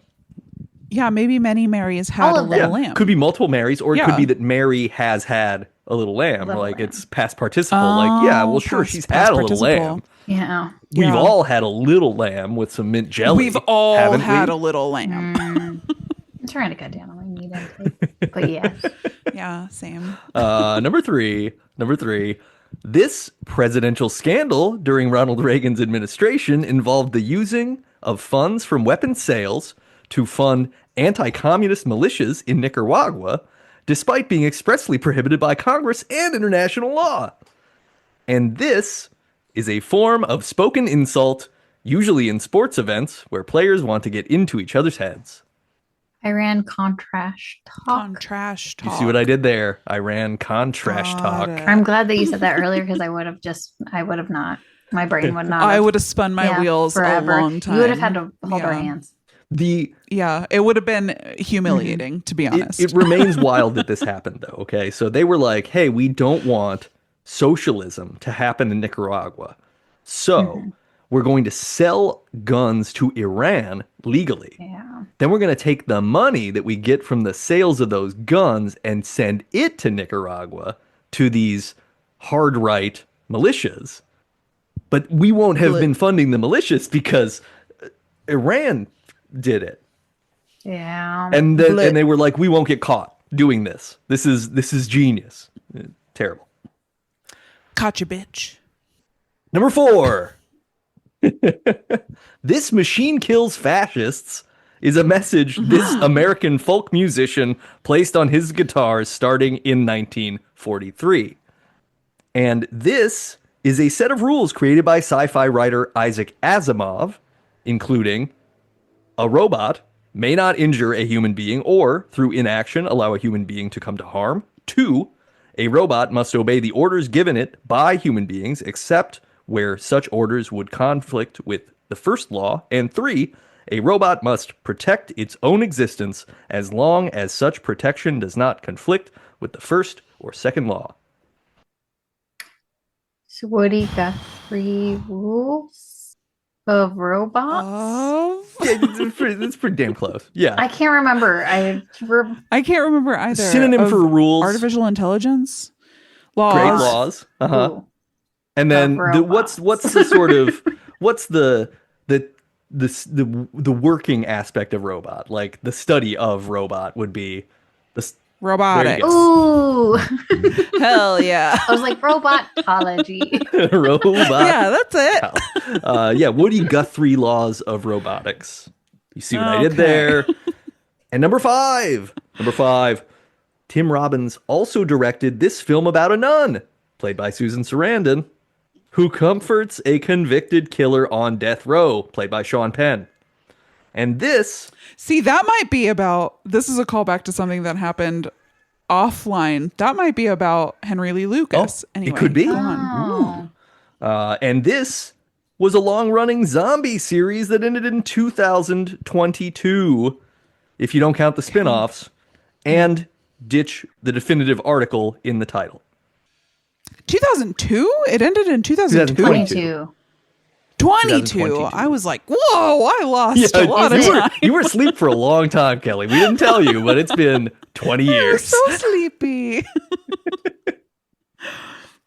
I don't know. I assume it's like Dead Man Walking Dead. Dead Man Walking Dead. You see what I did there? Great job. We said it. Nice. We virtual high five. You did it. Hell yeah. And now it's time to talk Debs. How many Debs? How many Debs? How many Debs? How many Debs? I think it's an easy 5 Debs for me. I mean, it was frustrating, but I really enjoyed watching it, and they nailed it, right? So good. Yeah. Great cast too. Damn. Great cast. Incredible cast. That's the thing. They nailed it so hard that it does the thing art is supposed to do, which it elicits all the emotions. Ooh, yeah. Yeah. It maybe isn't eliciting the emotions that it was intending to at the time of its creation, but it's certainly eliciting emotions. Like you are feeling every inch of this movie. Yeah. It's an easy 5. It's a very easy 5. Yeah. Listeners, on our next episode, we are going to discuss the first person, or let's just say attempt at time travel. We're going to talk about that. I think an animal attempted it first? What, the Philadelphia experiment? Could be. We're going to find out. It could be Philadelphia experiment. It could be something not related to cream cheese. True. That's right. I'm a little hungry. I haven't had dinner yet. Yeah, see, you guys. Me either. I just thought about it, and I was like, I was thinking about pizza earlier. Did we have anything where we talked about pizza? Someone said something, and I was like, damn, pizza sounds good. You're just talking about the dire political situation in the country as reflected in a 30-year-old movie, and it's like, pizza does sound good. It does. Pizza you would watch great. it on a Friday night, rent it from Blockbuster, have some pizza. Fuck, that's what it is. Yeah. It's the vibe of that. It was Dante's Peak. I ate so much pizza during Dante's Peak. Okay, there we go. Dante's Pizza. Yeah. Dante's Inferno would be a good pizza place name, too. I bet that you got a wood-fired oven. For a wood fire. I have 9 different types of pizzas. Wait, all the hosts and hostesses' names are Virgil? I think it's 9. Okay. It's 7 or 9. I'm glad I started with 9 and then I immediately corrected myself in the wrong direction. Cool. Yeah, I think Ninth Circle of Hell is the thing that we've heard. I think it's 9. What would circles, what toppings? Oh. I mean, pepperoni's got to be in there. Yeah. Yeah. I mean, are we making a hell pizza? Yeah, I mean, we gotta. Because like if you're making a hell pizza, then it's like, oh, let's put pineapple and anchovies on it, and like. But what? Okay, pineapple and anchovies is actually not bad. No, I don't know what each one is. We have to know what each one is, and then it has to associate with that. Oh yeah, okay. I don't know what's the worst layer of hell. Got to exist in there somewhere. Yeah, I'm sure that there's an adultering level of hell, so I'm sure that's where Meat Lovers goes. Whichever is the most. See, I would put supreme in the. I don't want to eat onions. Okay. 9 Circles of Hell. We got to find this real quick. Oh, we're gonna go through each of them. Okay. I figured It's gonna get real dark. Yeah, I mean, I'm if so we- excited. Look, if we want to do this right, okay. I feel like this is a bonus episode. Save it for the Patreon. So there's sinners in each circle. Yeah, that makes sense. Okay, here we go. What them sins be? All right. We've got. Looks like 10. at the top is limbo. Oh. Second level down is lust. Okay. Third Okay, level. so limbo, cheese. Yeah, limbo's or limbo is sauce probably. It's the thing that Oh. suspends the Oh top. yeah, limbo sauce. Okay. Yeah. Lust. That's No, cheese. that's spicy. Oh. We gotta make that one spicy. Got jalapenos. That makes sense. That makes sense. That makes Pepperoni sense. and That makes jalapeno sense. is Sure. what I'm throwing All right. on for All that right. one. Great. But that Okay. you would not want to eat that if you're gonna. Get down to Yeah. business. Yeah, no, it's going to be counterproductive for business. Okay, that's fair. I don't think any pizza is going to be a great choice. Well, you don't not want it great to be good, do quantities. you? Like, This is hell, right? yeah, this is hell. Yeah, what's our goal here? Sorry, I've lost the vision. Then you have gluttony is the next level. That's double cheese. Oh, and stuffed crust. Then we got greed. And stuffed crust, you're right. Ooh, Oh, shit. That is one. That's the giant slice. The person who has one giant. Oh, slice. yeah. Okay. The one big Yeah. slice. Then we have wrath, which is kind of where I think we got to move jalapenos to wrath. Because you That have might to be think about like jalapenos, the yeah. next day, the thing that is going to cause you the most.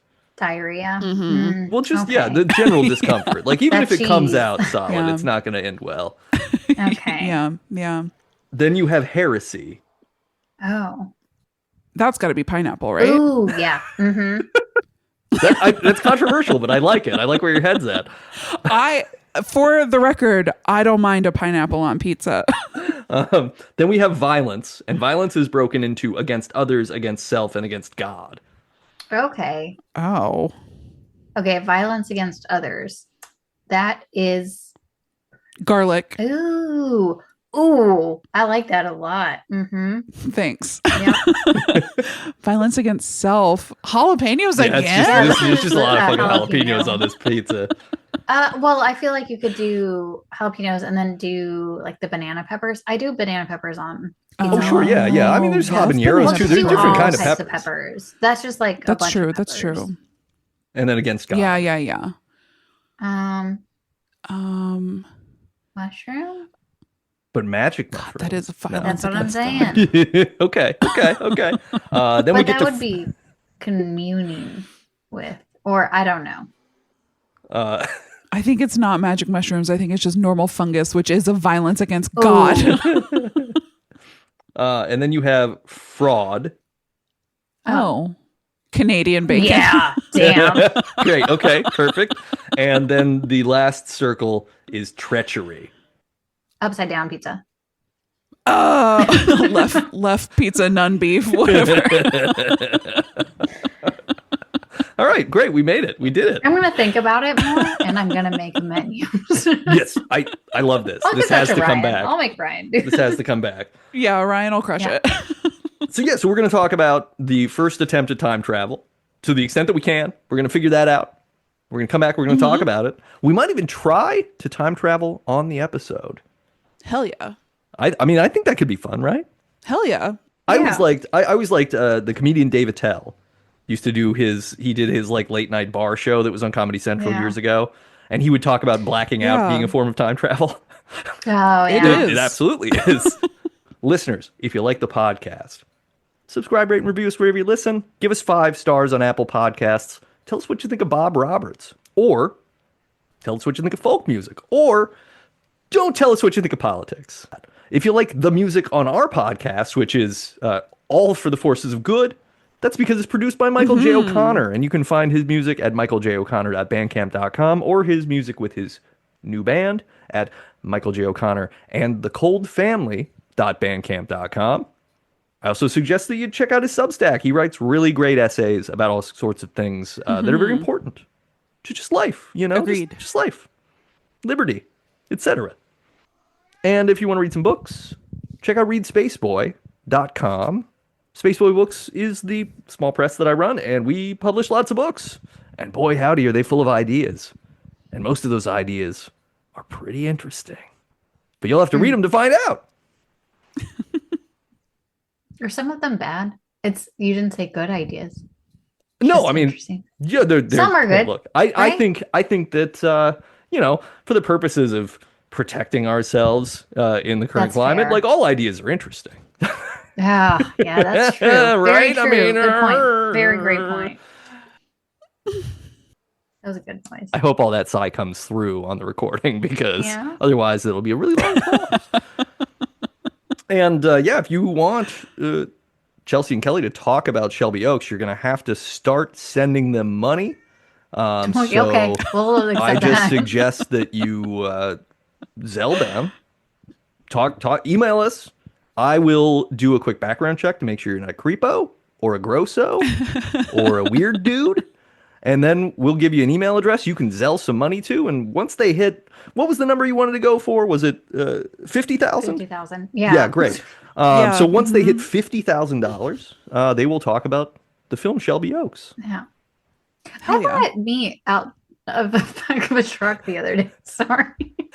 You bought meat out of the back of a truck the other day? I was thinking of the emails That's we're classic getting. Arkansas. Oh, yeah, the And meat it was beef. probably- That's classic No, they Arkansas. drove by Oh. and I was in my yard and he was like, I'm selling meat. And I was like, okay. Great. Maybe it was the meat beef guy. Maybe he's like, well, they didn't answer me. Guy, he The found emails, you. I was like, oh, okay. Yeah, I did. I fell for it in real life. So I would fall for it via email. That's why you're in charge of the email.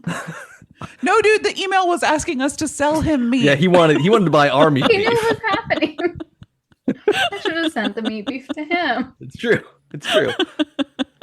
If you see him again, tell him that, like, hey, look, we've got the email of someone who might be interested in meat beef. I haggled. I didn't That's buy an true. We entire know a box. guy. I got part of it, so I'll let him know. I'll pass on the- Nice. So yeah, we'll be back. Time travel. Ooh. Welcome to 2026. Oh fuck! Oh, Ain't that a thing? okay. Sorry. I'm gonna start crying as much as the movie made me cry. Yeah. Yeah.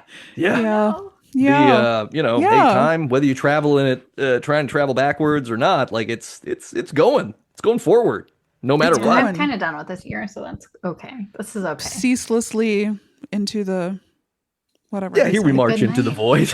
Oh yeah. Yeah. And with that, take care of yourselves and each other. And, don't let any folk musicians trick you into stuff, I guess. Please. Okay. Yeah. Yo-ha. Yo. Yo-ha. Bye, buddies. Bye.